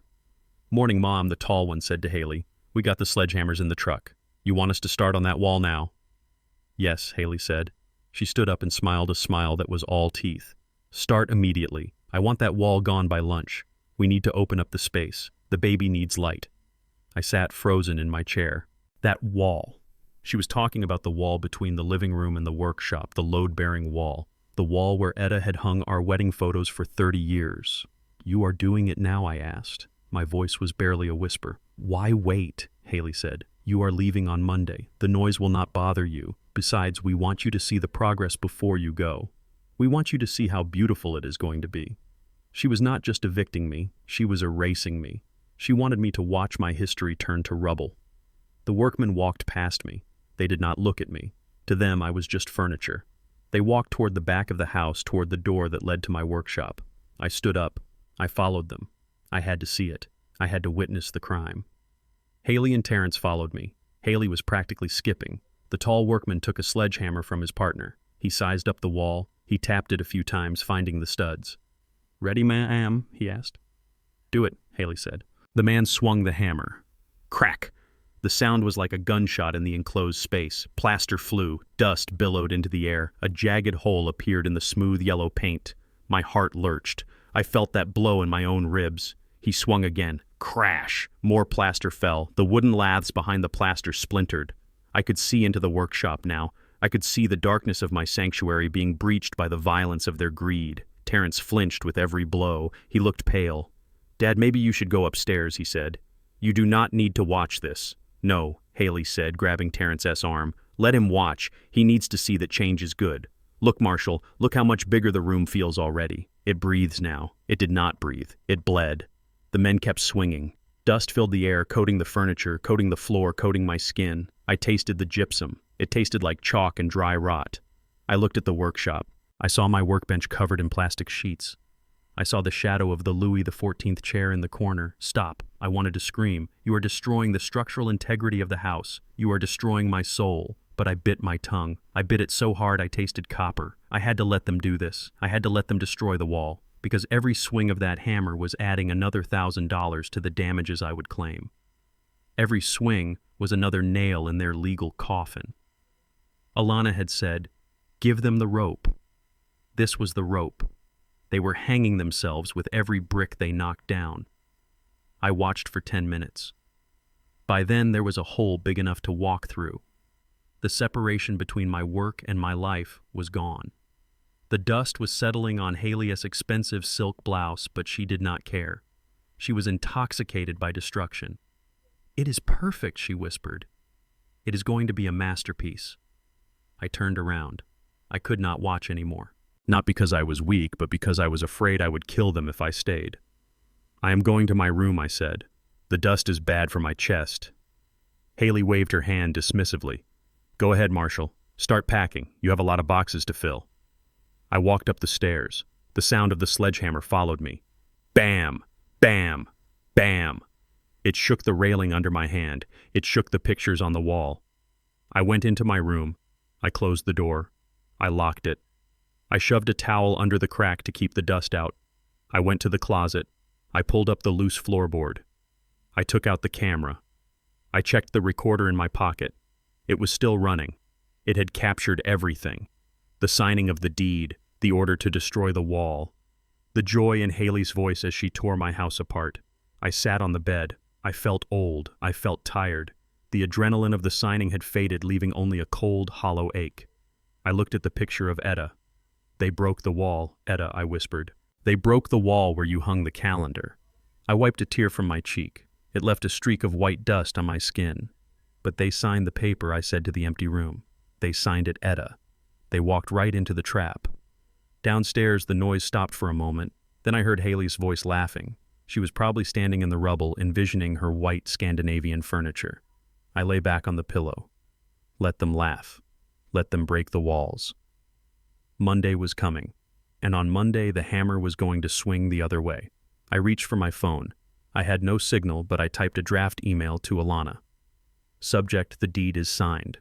Body. They signed the quid pro quo. They started demolition immediately. Structural damage is significant. Proceed with the filing. I am ready. I saved the draft. I listened to the house shaking beneath me. It was groaning in pain. Hold on, I thought. Just hold on, old girl. We are almost there. I closed my eyes and imagined the courtroom. I imagined the look on Hailey's face when the judge read the document she had just signed. I imagined the silence. That silence would be sweeter than any music. But for now I had to endure the noise. I had to endure the dust. I was a prisoner in a collapsing fortress, but I held the key to the exit. And I was taking the fortress with me when I left. The dust from the demolished wall had barely settled on the floorboards when Hailey appeared at my bedroom door. She did not knock. In her mind, I was already a guest in her house, and guests do not have the right to privacy. She held a laptop in one hand and a notepad in the other. She looked like a tax auditor who had just smelled blood. Marshall, she said, stepping into the room. We need to finalize the financial transition. I sat on the edge of my bed. I was folding my shirts into a suitcase. It was a performance. I was packing for a trip I had no intention of taking. I looked up at her. The financial transition, I repeated slowly. I thought signing the deed was the transition. That was the property, she said impatiently. I am talking about the liquidity. Sunset Hills requires a substantial deposit and proof of funds for your monthly care. Since Terrence and I are taking legal guardianship, we need to consolidate the accounts. We need access to your retirement savings. I looked at Terrence, who was standing behind her in the hallway. He was leaning against the doorframe, picking at his fingernails. He could not look me in the eye. He knew exactly what this was. They had the house, but the house was not cash. You cannot spend a house at the mall. You cannot use a house to pay off credit card debt. And I knew from Alana S.'s report that they were drowning in debt. They needed my cash. They needed the money I had saved for 30 years of sanding and varnishing and sweating. They assumed I had a fortune tucked away. After all, I never bought new cars. I never took vacations. I lived simple. To a greedy mind, simplicity looks like hoarding. I put down the shirt I was folding. I stood up. My knees popped. I do not have much. Hailey, I said. I am just a carpenter. Hailey laughed. It was a sharp, incredulous sound. Oh, please, Marshall, do not play poor with me. We know you have the insurance money from Etta. We know you have the pension. Terrence said you have been saving since 1980. She walked over to the small desk in the corner of the room. She opened her laptop and set it down. Log in, she commanded. Log into your primary savings account. We need to transfer the balance to our joint control account before the bank closes. It is for your own protection, Marshall. We do not want you forgetting the password and locking us out. I walked over to the desk. I looked at the screen. The bank login page was waiting. I felt the recorder in my pocket pressing against my ribs. It was running. This was the moment Alana had warned me about. The moment they would try to strip me clean. I sat down at the chair. I put on my reading glasses. I made my hands shake. I typed one number. Then I deleted it. I typed another. Come on, Marshall. Hailey snapped. It is not nuclear physics. Just type the password. I am trying, I said softly. My memory is not what it used to be. Remember. She rolled her eyes. Terrence, come help him. He is stalling. Terrence walked into the room. Dad, just type the code. The one you use for the ATM. I typed the code. 1958. The year Etta and I met. I hit the enter key. The screen spun for a second. Hailey leaned over my shoulder. I could smell her perfume. It was expensive and cloying. She was practically vibrating with anticipation. She was already spending the money in her head. She was probably imagining a new Tesla or a vacation to the Maldives. The screen refreshed. The account summary appeared. Total available balance, $50.42. The silence in the room was absolute. It was heavier than the air before a tornado. Hailey stared at the screen. She blinked. She leaned closer until her nose almost touched the glass. What is this? She whispered. That is my savings account, I said. She turned to me slowly. Her face was not pretty. The mask of the concerned daughter-in-law had fallen off completely. Underneath was pure, unadulterated rage. $50, she said. Her voice was trembling. $50. Is this a joke? Where is the rest of it? That is all of it, I said. I spent it. Spent it, she screamed. You spent it. On what? You wear the same clothes for 10 years. You drive a truck that belongs in a junkyard. You eat leftovers. Where is the money, Marshall? I looked at her calm and steady. I spent it on the house, I said. I spent it on the roof. I spent it on the new copper plumbing. I spent it on Terrence S. college tuition. I spent it on your wedding. Money does not last forever, Hailey. She stood up so fast the chair knocked over. You are lying, she shrieked. You are a liar. You have hidden it. I know you have hidden it. You selfish old man. You knew we needed this money. You knew the baby was coming. I picked up the chair and set it upright. I gave you the house, Hailey, I said. The house is worth $1 million. Is that not enough? No, it is not enough, she yelled. We cannot pay the bills with a house, Marshall. We need cash. We have... She stopped herself. She almost admitted they had debts. She almost admitted they were broke. She took a deep breath. Her hands were balled into fists at her sides. Her face was red. A vein was throbbing in her neck. "You are useless," she hissed. "You are absolutely useless. We took you in. We tolerated your smell. We tolerated your junk. And this is how you repay us. By being a burden. By being a broken down old man," Hailey Terrence said softly, trying to calm her down. "Shut up, Terrence," she spun on him. "This is your fault. You said he was loaded. You said the restoration business was a gold mine. You lied to me. You are just as useless as he is." Then she turned back to me, and this was the moment. This was the moment the hate that had been simmering under the surface for 3 years finally boiled over. "You know what, Marshall?" she said, her voice dropping to a venomous whisper. "You are disgusting.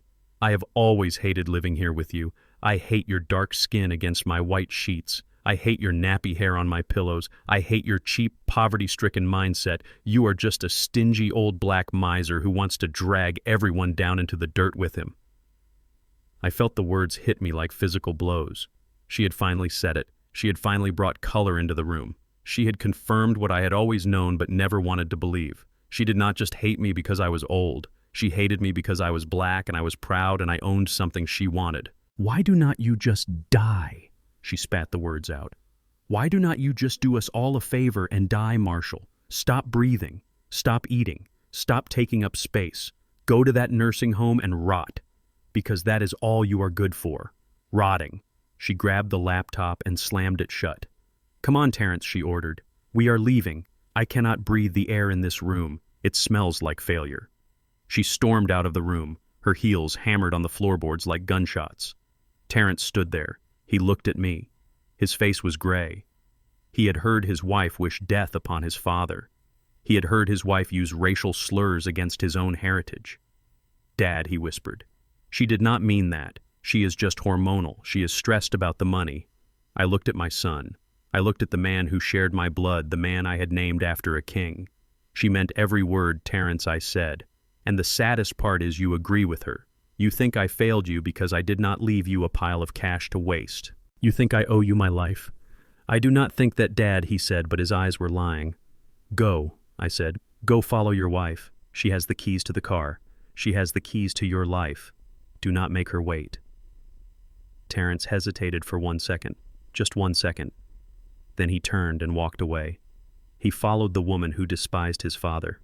He chose his side. I listened to their footsteps fade down the stairs. I heard the front door slam. I heard the car engine start and roar away. I was alone in the room. I reached into my pocket. I pulled out the recorder. The little red light was still blinking. I stopped the recording. My hands were shaking, not from fear but from the sheer violence of her words. "A stingy old black miser. Die so we can be free." I sat down on the bed. I took a deep breath. I let the pain wash over me. It hurt.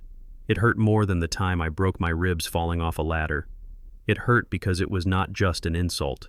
It was a revelation of the rot at the core of my family. But then I remembered the $50. I smiled, a small cold smile. They did not know about the other account, the account under the LLC, the account that held the profits from 40 years of hard work, the account that Alana and I had secured months ago. They thought the $50 was a sign of my failure. They did not know it was a sign of my preparation. I looked at the recorder in my hand. "You just gave me the golden ticket, Hailey," I whispered to the empty room. In the state of Georgia, wishing death upon an elder while legally responsible for their care is grounds for immediate revocation of guardianship. Using racial slurs and verbal abuse is grounds for a restraining order, and admitting that you only want the guardianship to access funds is fraud. I had it all. I stood up, I went to the closet, I pulled up the floorboard again. I placed the recorder next to the deed and the photos of the broken chair. My evidence box was full. I looked around the room. The dust was still settling. The boxes were still stacked against the wall. "You want me to rot," I thought. "You want me to disappear." I walked to the window. I watched their car disappear down the street. "I am not going to rot, Hailey. I am going to bloom, and you are going to be the fertilizer." I went back to the desk. I opened the drawer. I took out a piece of stationery. I picked up my fountain pen. I needed to write a letter. A letter to the bank. a letter to the insurance company, and a letter to the nursing home. I was canceling my reservation at Sunset Hills. Marshall Turner was not going anywhere. But first, I had to survive the weekend. They were desperate now. They had no money, and they had a house they could not sell because my name was still technically on the title until the filing was complete. They were cornered animals. Tonight they would come back. Tonight they would be dangerous. I went to the door. I went to the safe. I engaged the deadbolt. I wedged a chair under the handle. I would sleep lightly tonight, but I would sleep with a clear conscience. Because for the first time in 3 years, I knew exactly who they were. And I knew exactly what I had to do. $50. That was the price of their soul. And they had sold it cheap. Saturday morning arrived not with sunlight, but with the chaotic noise of a commercial invasion. I woke up to the sound of a delivery truck backing into my driveway. The beep, beep, beep of the vehicle was the alarm clock for the day that would end my life as I knew it and begin a new one. I got out of bed and walked to the window. The front lawn was being transformed. A team of workers was setting up a massive white tent. There were arches made of thousands of blue and white balloons. There were life-sized cutouts of storks and teddy bears. It looked like a carnival for the rich and tasteless. This was the day of the baby shower, the grand reveal. The day Hailey would officially present herself as the matriarch of the Turner estate to all of Atlanta high society. I watched them trample my grass. One of the workers hammered a stake straight into the bed of hydrangeas I had planted for Etta on our 30th anniversary. I felt a twitch in my jaw, but I did not yell. Let them trample the flowers. Today I was going to pull the weeds. I washed my face and dressed in my old work clothes. I needed to maintain the illusion for just a few more hours. I walked out into the hallway. The house smelled of expensive catering, mini quiches, smoked salmon, champagne. It was a stark contrast to the cold chicken and salad I had been fed for weeks. Hailey was standing at the top of the stairs directing traffic. She was wearing a blue silk maternity dress that shimmered in the light. Her hair was done up in an intricate bun. She looked like a queen surveying her kingdom. When she saw me, her face tightened. She checked her watch. "Marshall," she said, "you are still here." "Good morning, Hailey," I said. "I am just getting some coffee." "No coffee," she said, blocking my path. "The caterers are setting up the bar in the kitchen. I do not want you in there getting in their way. You know how clumsy you have been lately." "I am not clumsy, Hailey." She ignored me. "Look, Marshall, we need to talk about the schedule for today. This party is very important to us. Terrence's boss is coming. The mayor's wife might stop by. It is a very exclusive guest list." I stood there waiting for the blow. "And the thing is," she continued examining her manicured fingernails, "we just do not think it is a good idea for you to be here. You know, with your condition, it might be overwhelming for you, all the noise and the people, and frankly, we do not want you to feel embarrassed if you have an episode." She meant she did not want to be embarrassed by the presence of her black father-in-law in his own house. She did not want the old man she had labeled as demented walking around proving her wrong. She wanted a prop, not a person. And since I was a prop that did not fit the decor, she wanted me in storage. "So what do you want me to do?" I asked. Hailey reached into her purse. She pulled out a $20 bill. She held it out to me like she was tipping a valet. "Here," she said. "Why do not you go to the movies? Or go to the park? Just go somewhere else. Stay away until at least 6 o'clock. By then, the guests will be gone and you can come back to your room." I looked at the bill. $20, the price of my dignity. She was evicting me from my own home for the day so she could celebrate the theft of it. I took the money. I had to play the part. "Thank you, Hailey," I said, lowering my head. "That sounds nice. I like the movies." She smiled a tight, victorious smile. "Good. Make sure you leave by 11. I do not want you here when the first guests arrive." She turned and walked away, shouting orders at the florist. "Make sure the lilies are in the foyer. No, not there. By the grand staircase." I walked back into my room. I closed the door. I looked at the $20 bill in my hand. I crumbled it up and threw it in the trash can. I was not going to the movies. I went to the closet. I reached all the way to the back behind the old coats and the boxes they had forced me to store. I pulled out a garment bag. It was covered in a layer of dust, but the zipper was still strong. I unzipped it. Inside was my charcoal gray 3-piece suit. It was not a suit from a department store. It was bespoke. made by a tailor on Savile Row in London back when Etta and I took our one big trip to Europe in '95. It was wool, timeless, and cut to fit a man who stood tall. I laid the suit on the bed. I pulled out my ironing board. For the next hour, I engaged in a ritual.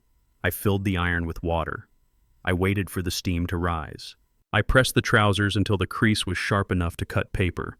I pressed the shirt until the white cotton gleamed like snow. I pressed the vest. I pressed the jacket. The heat and the steam filled the small room. It was a cleansing ritual. With every pass of the iron, I was smoothing out the wrinkles of the last 3 months. I was steaming away the insults. I was pressing away the shame. I am not a senile old man, I whispered to the rhythm of the steam hiss. I am Marshall Turner. I am a master craftsman. I am a father. I am a husband. And I am the owner of this house. I went to my shoebox. I pulled out my black Oxfords. They were scuffed from neglect. I sat down and opened the tin of polish. The smell of wax and turpentine filled my nose. It was a smell I loved. It smelled like care. I worked the polish into the leather. Circular motions, patience, friction, heat. Terrence had forgotten these lessons. He bought cheap shoes that fell apart in 6 months and threw them away. I bought good shoes and kept them for 20 years. He thinks everything is disposable, I thought. He thinks I am disposable.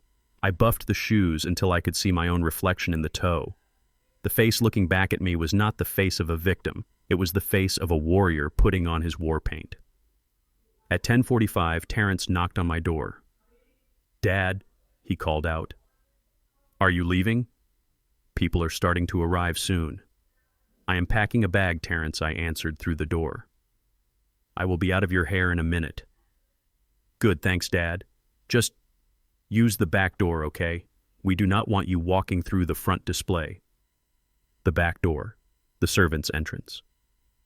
I stood up. I hung the suit carefully on the back of the door. I would not put it on yet. If I walked out wearing it, they would know something was wrong. I had to leave as the pauper and return as the king. I put on my windbreaker and my old cap. I grabbed a small duffel bag. Inside, I put the suit, the shirt, the shoes, and the tie. I also put in the evidence box, the recorder, the deed, the photos. I opened the door. The hallway was empty. I could hear music playing downstairs. A string quartet. They had hired a string quartet to play in the living room where I used to watch Jeopardy. I walked down the back stairs. I slipped out through the kitchen. The caterers were too busy arranging shrimp cocktails to notice the old man slipping out the side door. I walked out into the bright sunlight. I walked down the driveway past the valet stand that was being set up. The valet looked at me and looked away, assuming I was just some day laborer leaving the job site. I walked 3 blocks to the public library. It was the only place I could go to change. I went into the handicapped stall in the men's room. It was large and clean. I hung my suit on the hook. I took off my old clothes. I took off the beige windbreaker that smelled of defeat. I took off the worn-out trousers. I washed my face in the sink. I splashed cold water on my neck. I looked in the mirror. My eyes were clear. My hands were steady. I began to dress. The shirt felt crisp against my skin. The starch was like armor plating. I buttoned the cuffs. I tied the tie. A Windsor knot. Perfect symmetry. I put on the vest. I buttoned it. I felt my posture change. You cannot slouch in a vest. It demands that you stand up straight. I put on the jacket. It still fit perfectly. I sat down and put on the shoes. I tied the laces tight. I stood up and looked in the mirror. The old man from the kitchen was gone. Marshall Turner was back. I checked my pocket. The recorder was there. The phone was there. I walked out of the bathroom. The librarian at the front desk looked up. Her eyes went wide. She did not recognize me as the man who had walked in 10 minutes ago carrying a gym bag. "Sir, can I help you?" she asked. "No, thank you, ma'am," I said. "I am just going to a party." I walked out of the library. A black town car was waiting at the curb. Alana was in the back seat. She rolled down the window. "You look like $1,000,000, Marshall," she said, smiling. "I feel like it," I said. I got in the car. The leather seats were cool. The air conditioning was quiet. "Are the police ready?" I asked. "They are meeting us around the corner," Alana said. "Sheriff Miller is personally coming. He saw the file. He is not happy about the fraud. And the building inspector is coming too. He wants to see that wall." I nodded. We drove back toward the house. The streets were lined with expensive cars now. Mercedes, BMWs, Lexuses. The guests had arrived. The party was in full swing. Hailey would be holding court. She would be accepting gifts. She would be telling everyone about her wonderful renovation and her generous husband. She had no idea that the real guest of honor was about to arrive. "Park here," I told the driver. "Just around the bend. I want to walk in." Alana looked at me. "Are you sure?" "I am sure," I said. I walked out the back door like a thief. I am walking in the front door like the owner. I got out of the car. I adjusted my cuffs. I took a deep breath. The air smelled of magnolias and exhaust fumes. I started walking. I could hear the music from the house. I could hear the chatter of the crowd. I reached the driveway. The valet stepped forward to stop me, thinking I was a lost pedestrian. Then he saw the suit. He saw the look in my eyes. He stepped back and nodded. "Sir," he said. I walked up the path. The white balloons bobbed in the wind. The cutout storks seemed to mock me. I reached the front door. It was wide open. I could see into the foyer. It was packed with people holding champagne flutes, people laughing. I saw Hailey standing near the staircase. She was glowing. She was holding a microphone. "Thank you all for coming," she was saying. "This house means so much to us. It is our sanctuary, our legacy." I stepped across the threshold. My heels clicked on the marble floor. It was a sharp, authoritative sound that cut through the murmur of the crowd. Heads turned. The chatter died down. A ripple of silence spread through the room like a wave. Hailey looked up. She saw me. Her smile faltered. Her microphone hand dropped. Her eyes went wide. She did not see the dusty old man she had sent to the movies. She saw the landlord. And for the first time in 3 years, she looked afraid. I did not stop. I walked straight toward her. The crowd parted for me. They sensed that something was happening. They sensed that this was not part of the script. I stopped 3 feet in front of her. I looked at the guests. I looked at Terrence, who was cowering by the buffet table. And then I looked at Hailey. "I am back," I said, "and I hope you kept the receipt for this party, because you are going to need a refund." The room was a sea of pastel colors and expensive fabrics. I saw faces I did not know. Wealthy faces. White faces. They held champagne flutes filled with vintage bubbles that I had paid for. They ate canapés off silver trays that I had polished. The air was thick with the smell of expensive perfume and the low hum of polite conversation. It was a gathering of wolves dressed in silk and linen, and I was the shepherd they thought they had eaten.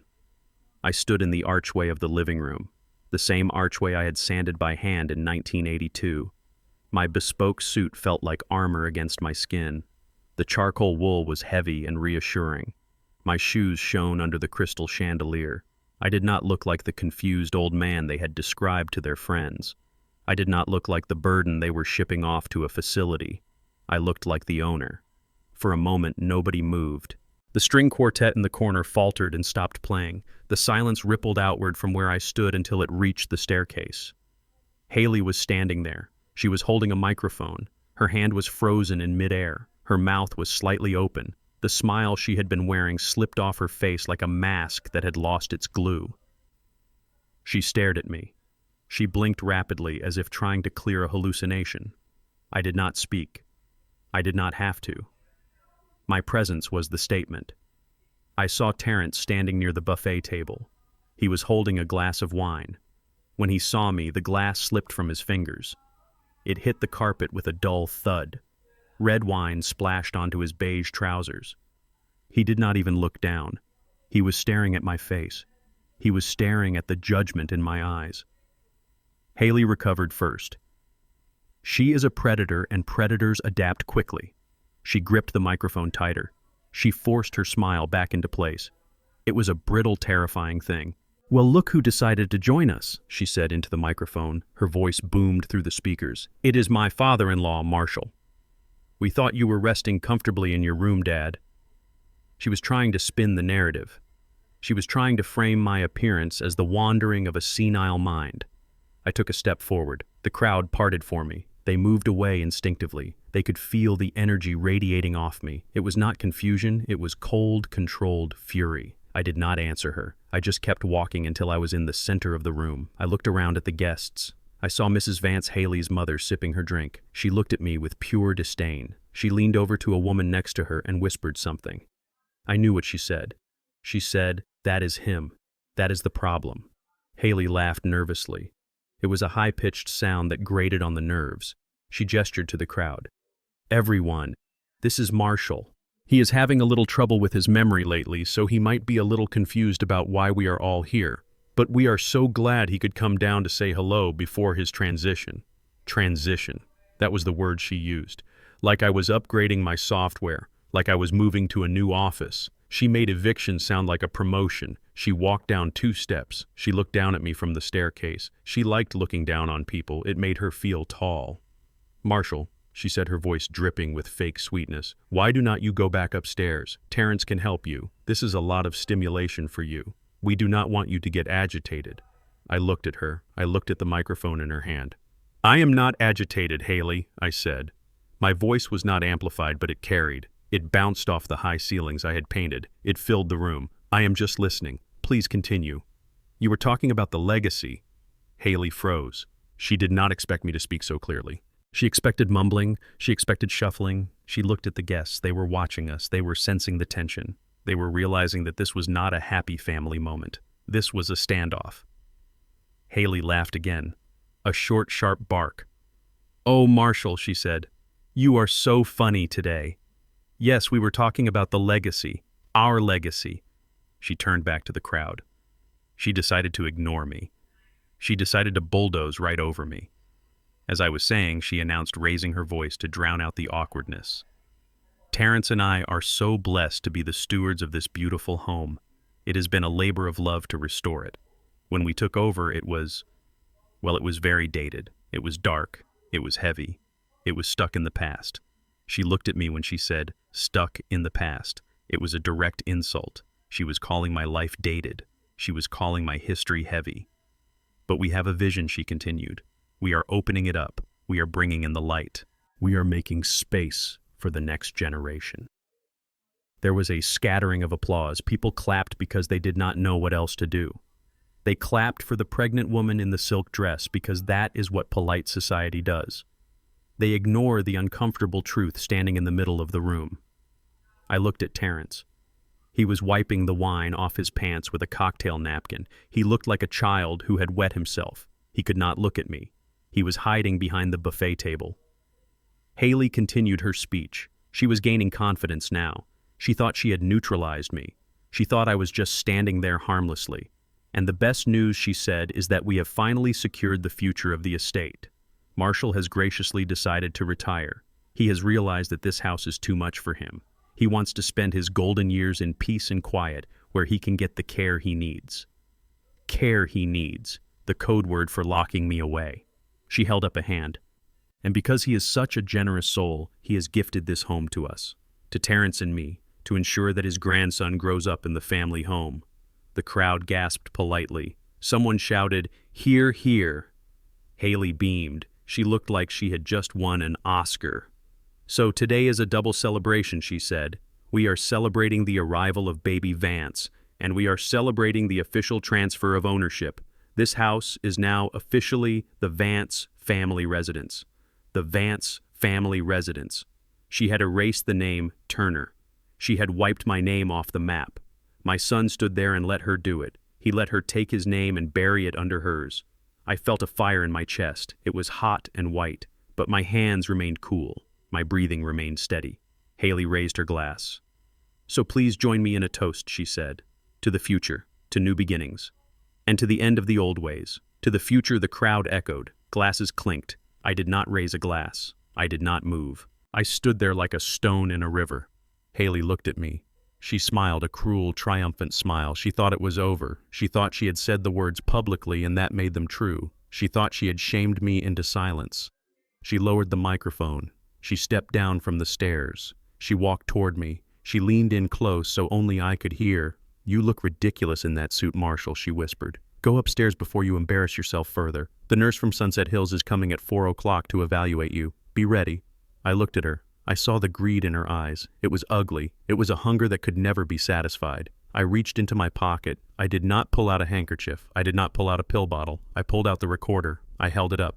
The red light was blinking. Hailey frowned. What is that? She asked. I smiled. It was the smile of a man who has just laid the final brick in a wall. "It is the future, Hailey," I said loud enough for the people nearby to hear, "and it is recording." I turned away from her. I walked toward the fireplace. I stood in front of the hearth I had built with stones from the river. I turned to face the room. "Excuse me," I said. My voice was deep. It was the voice of a man who has spent 40 years shouting over the noise of table saws and planers. It cut through the chatter instantly. Everyone stopped drinking. Everyone stopped talking. They looked at the man in the charcoal suit standing by the fire. Hailey looked panicked. She signaled to Terrence. "Do something," she mouthed. Terrence took a step forward, but he stopped. He was afraid. He saw something in my posture that he had never seen before. He saw the patriarch. "I am sorry to interrupt the toast," I said. I looked at each face in the room. I made eye contact with the wealthy bankers and the socialites. I wanted them to remember this moment. "My daughter-in-law has a wonderful imagination," I continued. "She tells a beautiful story. But in the restoration business, we have a saying. You can paint over rot, but the structure will still collapse." Hailey rushed forward. She tried to grab my arm. "Marshall, stop it," she hissed. "You are making a scene." I pulled my arm away. I did not touch her. I simply moved out of her reach. "I am not making a scene, Hailey," I said. "I am making a correction." I reached into my inside jacket pocket. I pulled out a folded document. It was not the deed she thought I had signed. It was the copy of the LLC operating agreement, and behind it was the eviction notice Alana had prepared that morning. "You see," I said, addressing the crowd, "this house does not belong to the Vance family. It does not belong to the Turner family either." The room went deadly silent. You could hear a pin drop on the Persian rug. "This house belongs to a corporation," I said. "A corporation that I manage. And as of this morning, that corporation has sold this property." Hailey's face went white. It was the color of the lilies in the vase. "Sold," she whispered. "What are you talking about? You cannot sell it. You signed the deed." I looked at her. I looked at the woman who had called me a nappy-headed miser. "I signed a piece of paper you gave me," I said. "But you forgot to check the title, Hailey. You cannot gift what you do not own personally. The deed you have is worthless. It is a piece of paper signed by a tenant." I took a step closer to her. "And the real owner," I said, "has decided that he does not want tenants who destroy load-bearing walls. He does not want tenants who abuse the elderly, and he certainly does not want tenants who try to erase history." I pointed to the front door. "The new owner is very strict," I said. "He wants the property vacated." Hailey looked at the door. She looked at Terrence. She looked back at me. She was trembling. "You are lying," she screamed. She lost all composure. She stomped her foot like a spoiled child. "You are a senile old liar. You are making this up. Terrence, tell him. Tell him we own this house." Terrence looked at me. He looked at the document in my hand. He knew. Deep down, he knew. He knew I never did anything without a plan. He knew I measured twice and cut once. "Dad," he whispered, "what did you do?" "I did what I had to do, Terrence," I said. "I protected the asset." I looked back at the crowd. "I am afraid the party is over," I said. "The police are on their way to escort the trespassers off the premises. I would suggest you all finish your drinks and leave, unless you want to be named in the police report as witnesses to elder abuse and fraud." The word police broke the spell. The guests began to move. They put down their glasses, they grabbed their purses, they moved toward the door. They did not want scandal. They wanted to be as far away from this disaster as possible. Hailey stood alone in the middle of the room. The crowd flowed around her like water around a rock. She looked small. She looked defeated, but she was not done. She had one card left to play. "You cannot do this," she screamed. "I am pregnant. You cannot kick a pregnant woman out of her home." I looked at her. I felt a twinge of sadness, not for her, but for the child. "It is not your home, Hailey," I said softly. "It never was. You never saw a home. You only saw a house. You saw square footage. You saw an asset. You never saw the love that built it." I checked my watch. "You have 48 hours, I said. Then I turned my back on her. I walked over to the buffet table. I picked up a glass of wine. I took a sip. It was good wine. It tasted like justice. Behind me I heard Hailey sobbing. I heard Terrence trying to comfort her. I heard the guests whispering as they fled, but I did not turn around. I looked at the painting over the fireplace. It was a painting of Etta. She was smiling. I raised my glass to her. "We are almost done, Etta," I whispered. "Just one more swing of the hammer." The last of the guests hurried out the front door, clutching their designer handbags and avoiding eye contact. They fled like rats, sensing a sinking ship, leaving only the wreckage of the party behind. The room was suddenly vast and empty, littered with half-eaten appetizers and abandoned champagne flutes. The silence that followed was not peaceful. It was heavy and suffocating, like the air before a thunderstorm. Hailey stood in the center of the room, trembling. Her face was a mask of ruined mascara and red, blotchy rage. She looked at the closing door, and then she turned slowly to face me. The transformation was terrifying. The sweet, expectant mother was gone. In her place was a creature of pure malice. "You ruined it," she screamed. Her voice cracked and echoed off the high ceilings. "You senile, jealous old man. Do you have any idea what you just did? That was the mayor wife. That was the bank president. You just humiliated us in front of all of Atlanta." I stood by the fireplace perfectly still. I adjusted the cuffs of my suit. I did not raise my voice. I did not need to. "I did not humiliate you, Hailey," I said calmly. "I simply introduced you to reality. You have been living in a fantasy where I am dead and you are rich. I just woke you up." She marched toward me, her hands balled into fists. Terrence ran after her, trying to hold her back, but she shook him off like a rag doll. "I am calling the police," she hissed. "I am having you committed tonight. You are dangerous. You are delusional. You think you sold this house. You own nothing. I have the deed. I have the signature." She reached for her phone. Her fingers were shaking so hard she could barely unlock the screen. "Go ahead," I said. "Call them. But you might want to save your battery." "Why?" she snapped, looking up. "Because they are already here." As if on cue, the heavy oak front door pushed open. It did not open timidly. It opened with the weight of the law behind it. Sheriff Miller stepped into the foyer. He is a man I have known for 20 years. A man who buys his fishing bait at the same shop I do, a man who respects the truth. Behind him was Alana Hart, holding her leather briefcase like a weapon, and behind her were 2 uniformed deputies. Hailey froze. Her phone clattered to the floor. She looked at the sheriff, and for a split second she thought he was there to save her. She thought her narrative of the crazy father-in-law had worked. "Oh, thank God," she cried out, rushing toward them. "Sheriff, please help us. He has gone crazy. He is threatening us. He kicked all our guests out. He thinks he is a corporation. Please take him away." Sheriff Miller did not smile. He did not step forward to comfort her. He stood like a wall of blue granite. He looked at Hailey, and then he looked at me. He nodded his head once in a gesture of respect. "Mr. Turner," the sheriff said, "we are here as requested." Hailey stopped dead. "Requested," she repeated. "Who requested you?" "I did," I said, stepping forward. Alana walked past the sheriff. Her heels clicked sharply on the marble floor, a rhythm of impending doom. She walked straight to the table where the deed of gift still lay where Hailey had left it. She picked it up. She looked at it with professional disdain. Mrs. Vance, Alana said, her voice crisp and clear. "My client, Mr. Turner, asked us to be here to oversee the eviction process and to document the damages to the property." Eviction. Hailey laughed a hysterical, high-pitched sound. "You are the lawyer, right? The one who drew this up. You know this house is ours." He signed it.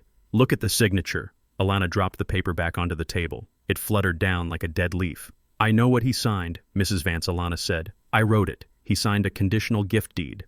A deed that transfers ownership only upon the successful admission of Marshall Turner into a long-term care facility for the medically incompetent." So Hailey shouted, "He is going on Monday, so the house is ours." Alana shook her head slowly.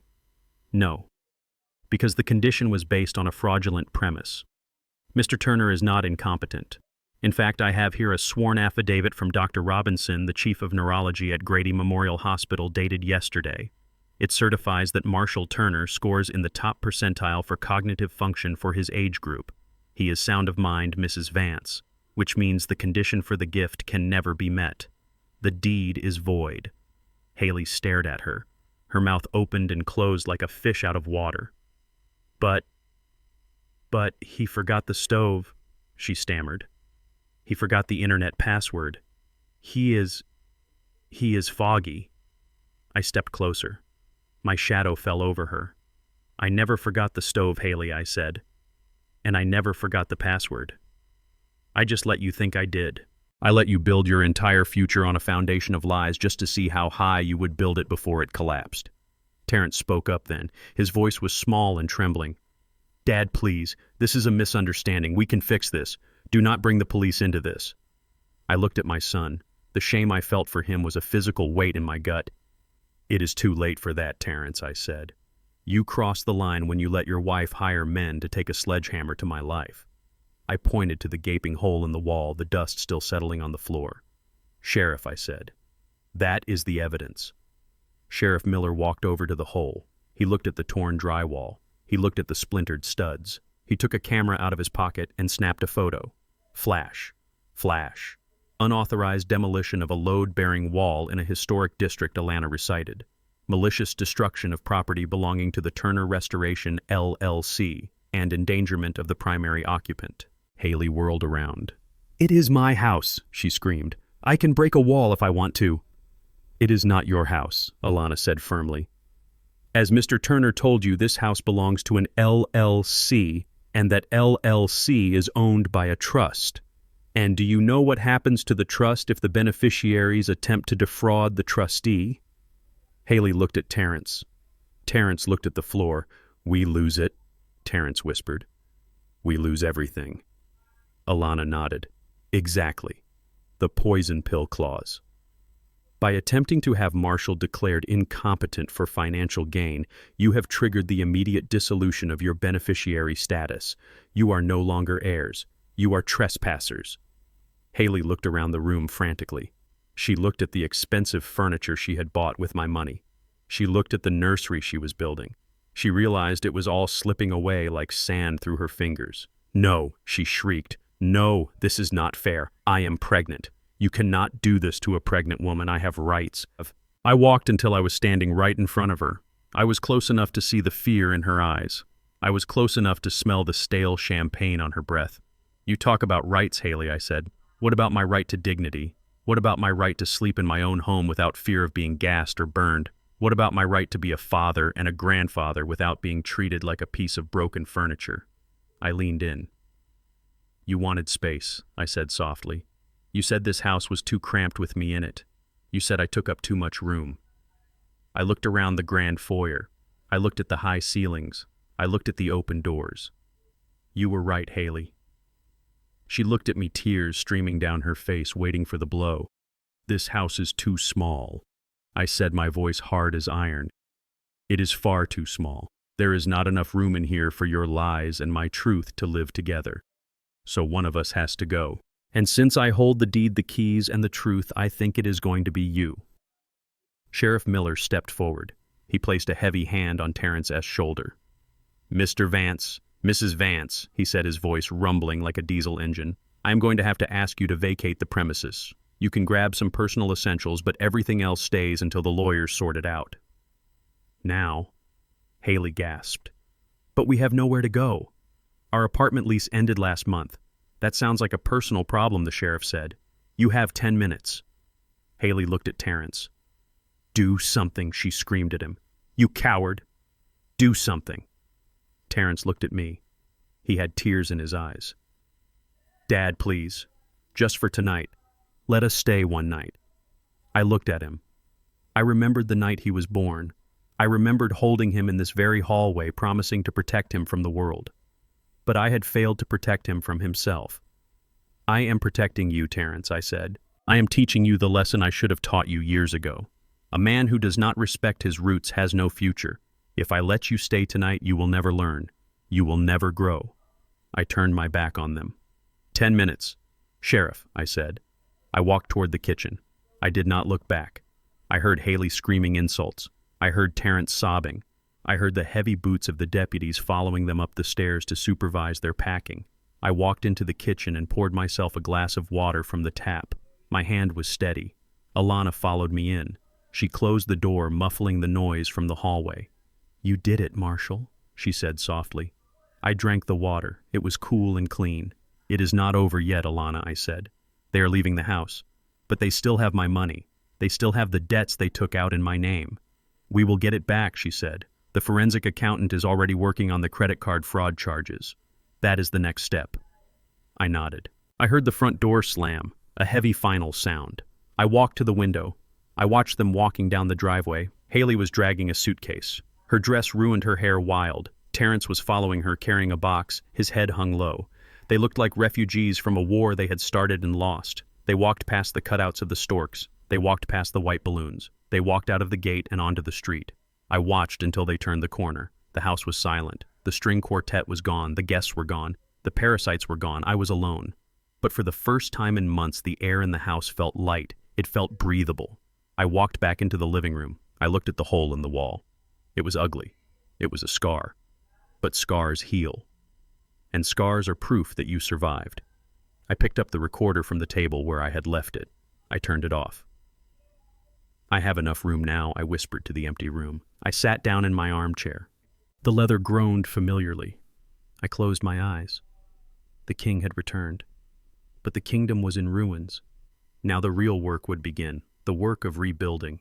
Not just the wall, but the man. The front door clicked shut behind the last fleeing guest, and the sound was like a period at the end of a long and painful sentence.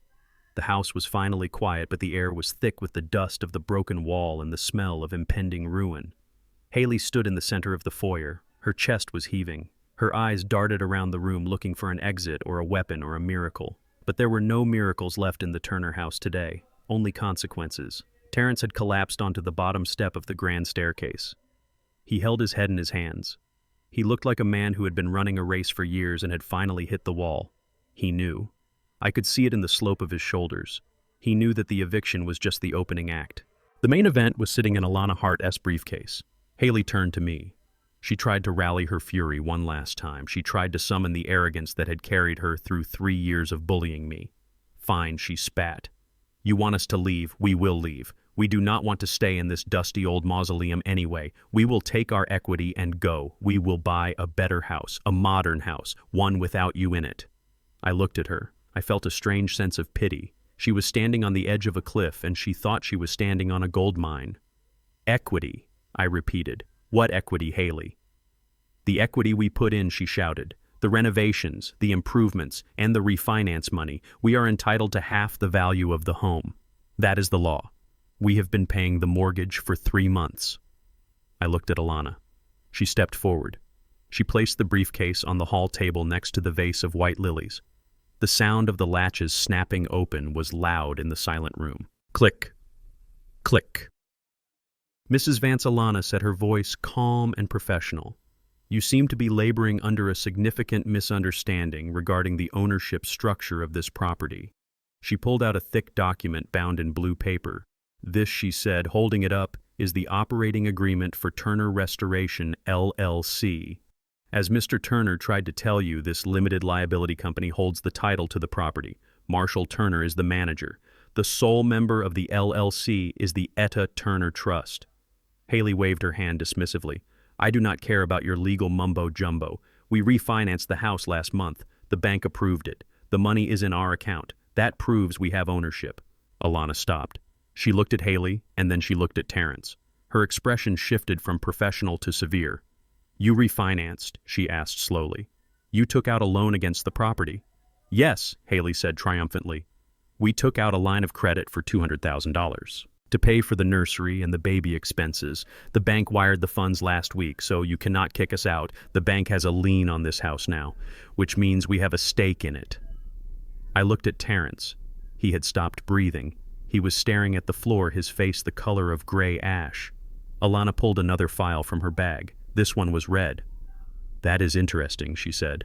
Because in order to refinance a property owned by an LLC, the manager of the LLC must sign the loan documents. And since Marshall Turner is the manager, he would have to be the one to sign. She walked over to Terrence. She stood over him like a judge. Marshall, did you sign a loan document for $200,000? She asked me without looking away from my son. No, I said. My voice was quiet, but it filled the room. I have signed nothing except the fake deed you gave me this morning. Hailey let out a nervous laugh. Well, you must have signed it, she said. Maybe you forgot. You forget everything these days. That is why we handled it. We helped you with the paperwork. Alana opened the red file. She pulled out a copy of a loan application. It was from the First National Bank. At the bottom of the page was a signature. Marshall Turner. It looked like my signature. It had the same slant, the same loops. But I knew my hand. and I knew my son's hand. I had taught him how to write. I had watched him practice his cursive at the kitchen table for hours, and I recognized the hesitation in the T. Alana held the paper up to the light. "This document is dated October 15th, she said. On October 15th, Marshall was at my office reviewing the trust fund performance. We have security footage of him entering and leaving my building. He was with me for 3 hours. He could not have been at the bank signing this." She turned the paper around so Terrence could see it. "Terrence," she said softly, "who signed this?" Terrence did not answer. He began to rock back and forth slightly. Hailey rushed forward. "He signed it," she said, pointing at me. "He signed it at the kitchen table. I saw him. He is lying. He is trying to frame us." Alana shook her head. "No, Mrs. Vance. We have already sent a copy of this to a forensic handwriting analyst. The preliminary report came back this morning." She pulled out a single sheet of paper. "The analyst concluded that there is a 99% probability that the signature is a forgery," Alana read. "And furthermore, the pressure points and stroke order match samples of handwriting belonging to Terrence Vance Turner." The silence that followed was absolute. Hailey stopped screaming. She looked at Terrence. She looked at the paper. She looked at the police officers standing by the door. "Forgery," she whispered. I walked over to my son. I stood in front of him. I wanted him to look at me. I wanted him to see the father he had betrayed. "Why, Terrence?" I asked. "Why did you do it? I gave you a roof over your head. I gave you food. Why did you steal my name?" Terrence looked up. His eyes were red and wet. "We needed the money, Dad," he choked out. "Hailey, she wanted the nursery. She wanted the car. The credit cards were maxed out," she said. "She said you would never know. She said you were too old to notice. She said the house was going to be ours anyway, so it was just an advance." Hailey gasped. "You shut up, Terrence," she shrieked. "Do not you dare blame this on me. You told me it was legal. You told me he gave you power of attorney." "I never gave him power of attorney," I said. Alana turned to Sheriff Miller. "Sheriff," she said, "you have heard the confession. You have the forensic report, and you have the victim's statement." Sheriff Miller stepped forward. He reached for his belt. The sound of leather creaking was loud in the room. He walked over to Terrence Turner. The sheriff said, his voice heavy with regret, "Stand up, son." Terrence stood up. His legs were shaking so hard I thought he would fall. He looked at me. He looked for the father who had saved him from bullies in elementary school. He looked for the father who had paid his bail when he got caught shoplifting at 16. "Dad," he whispered, "help me." I looked at him. My heart was breaking into 1,000 pieces. Every instinct in my body screamed at me to intervene, to write a check, to make it go away, to save my boy. But I looked at the hole in the wall. I looked at Hailey standing there with her eyes full of hate, and I knew that saving him now would only destroy him later. He had to learn. He had to feel the weight of his actions. "I cannot help you, Terrence," I said. "You broke the law. You stole from your family. You tried to gaslight your father into an asylum so you could cover up your crime. That is not something I can fix with a hammer and glue." Sheriff Miller turned Terrence around. "Put your hands behind your back," he said. Terrence sobbed. A raw, ugly sound. I watched as the sheriff pulled out the handcuffs. The metal glinted in the light of the chandelier. Click, click, the sound of my son being handcuffed in the foyer of the house I built for him was the most painful sound I have ever heard. It hurt more than the death of my parents. It hurt more than the physical aches of age. Sheriff Miller recited the rights. "You have the right to remain silent. Anything you say can and will be used against you in a court of law." Hailey backed away. She backed away until she hit the wall. She was shaking her head. "This has nothing to do with me," she said. "I did not sign it. It was him. He did it. I am just the wife. I did not know." Alana turned her gaze on Hailey. "Actually, Mrs. Vance," Alana said, "we traced the funds. The $200,000 was deposited into a joint account, and within 48 hours, $70,000 was transferred to a contractor for the demolition, $30,000 was sent to a luxury car dealership, and $10,000 was spent at a maternity boutique. You spent the proceeds of the fraud. That makes you an accessory, and since you coerced him into doing it, you could be looking at conspiracy charges." Hailey's face went slack. The fight went out of her. She realized she was not a spectator. She was a participant.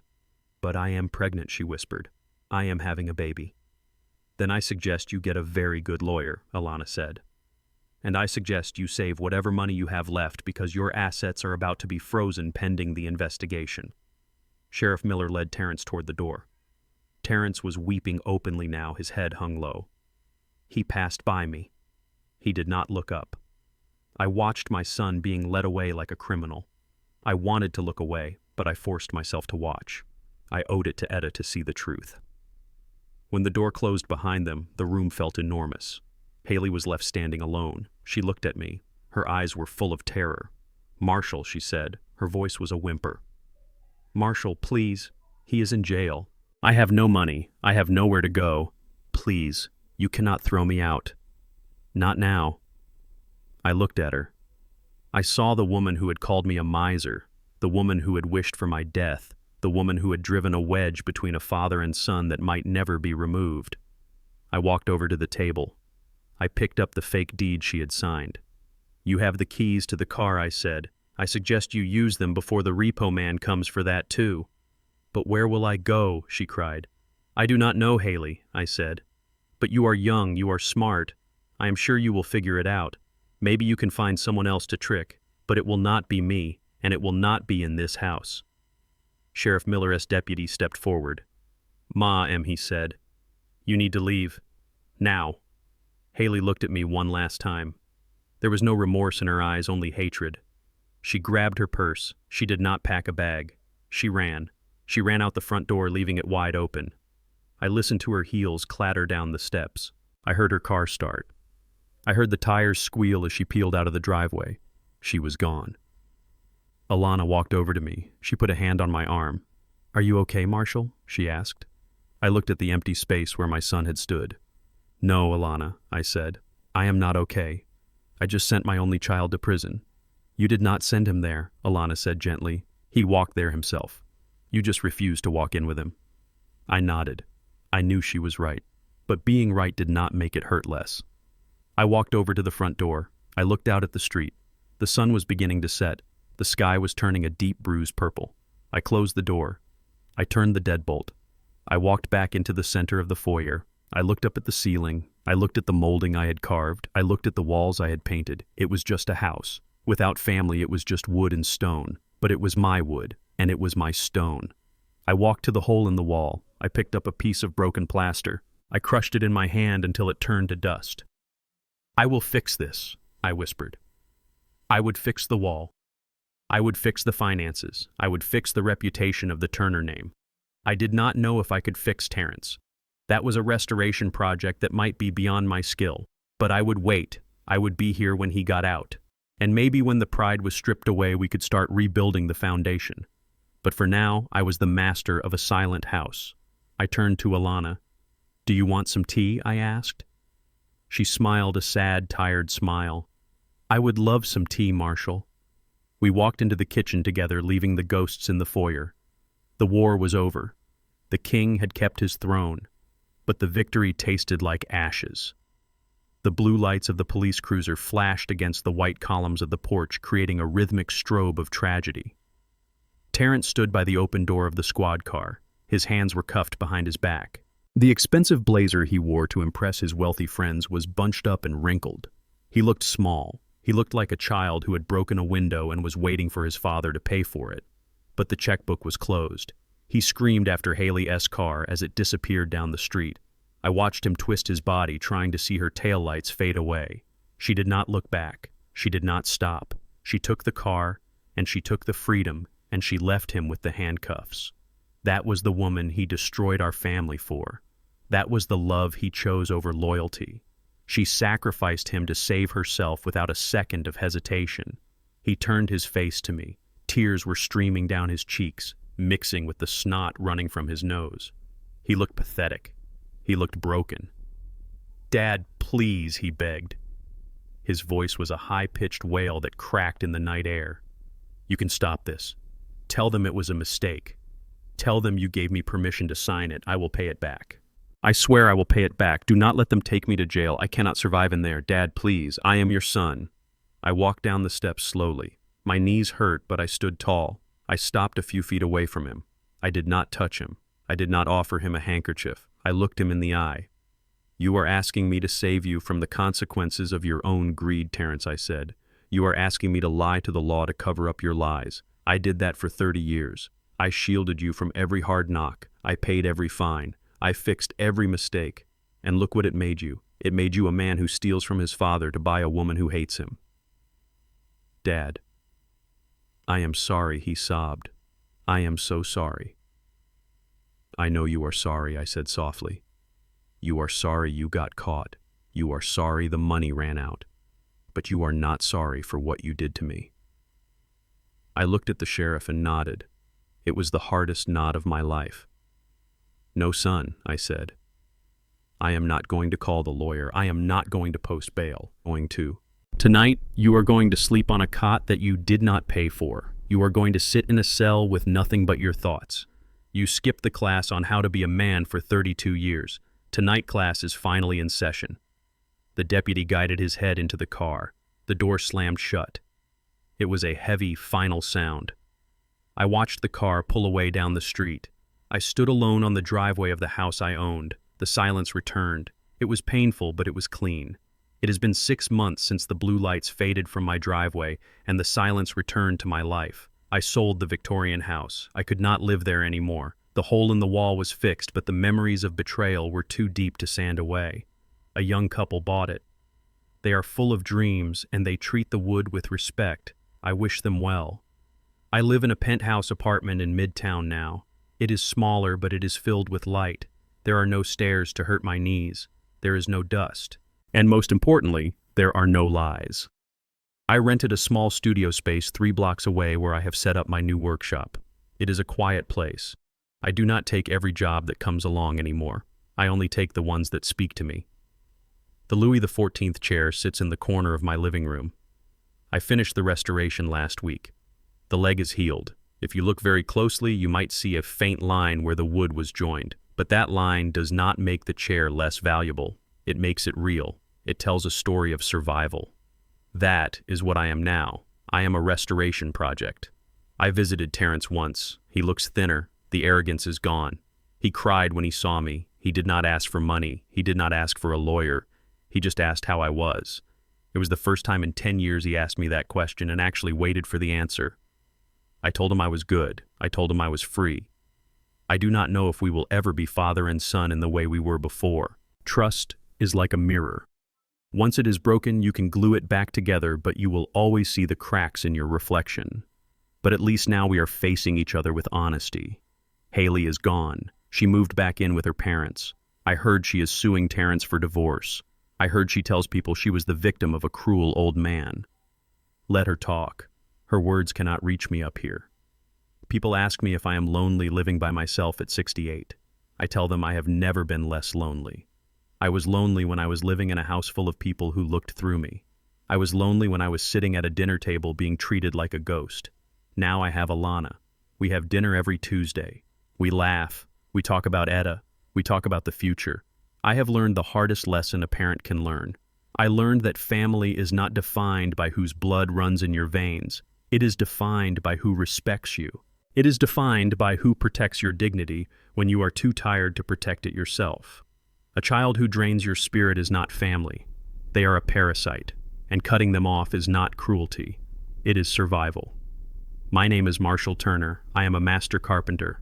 I am a survivor, and for the first time in a long time, I am the master of my own house. Thank you for listening to my story. If you have ever had to make a hard choice to protect your peace, let me know in the comments. Do not forget to like and subscribe for more stories of truth and justice. Until next time, remember that your dignity is the one asset you can never afford to lose. I learned that being a parent does not mean being a martyr. For years, I confused love with endurance, thinking that if I just gave enough, my son would eventually respect me. But respect is not bought, it is commanded.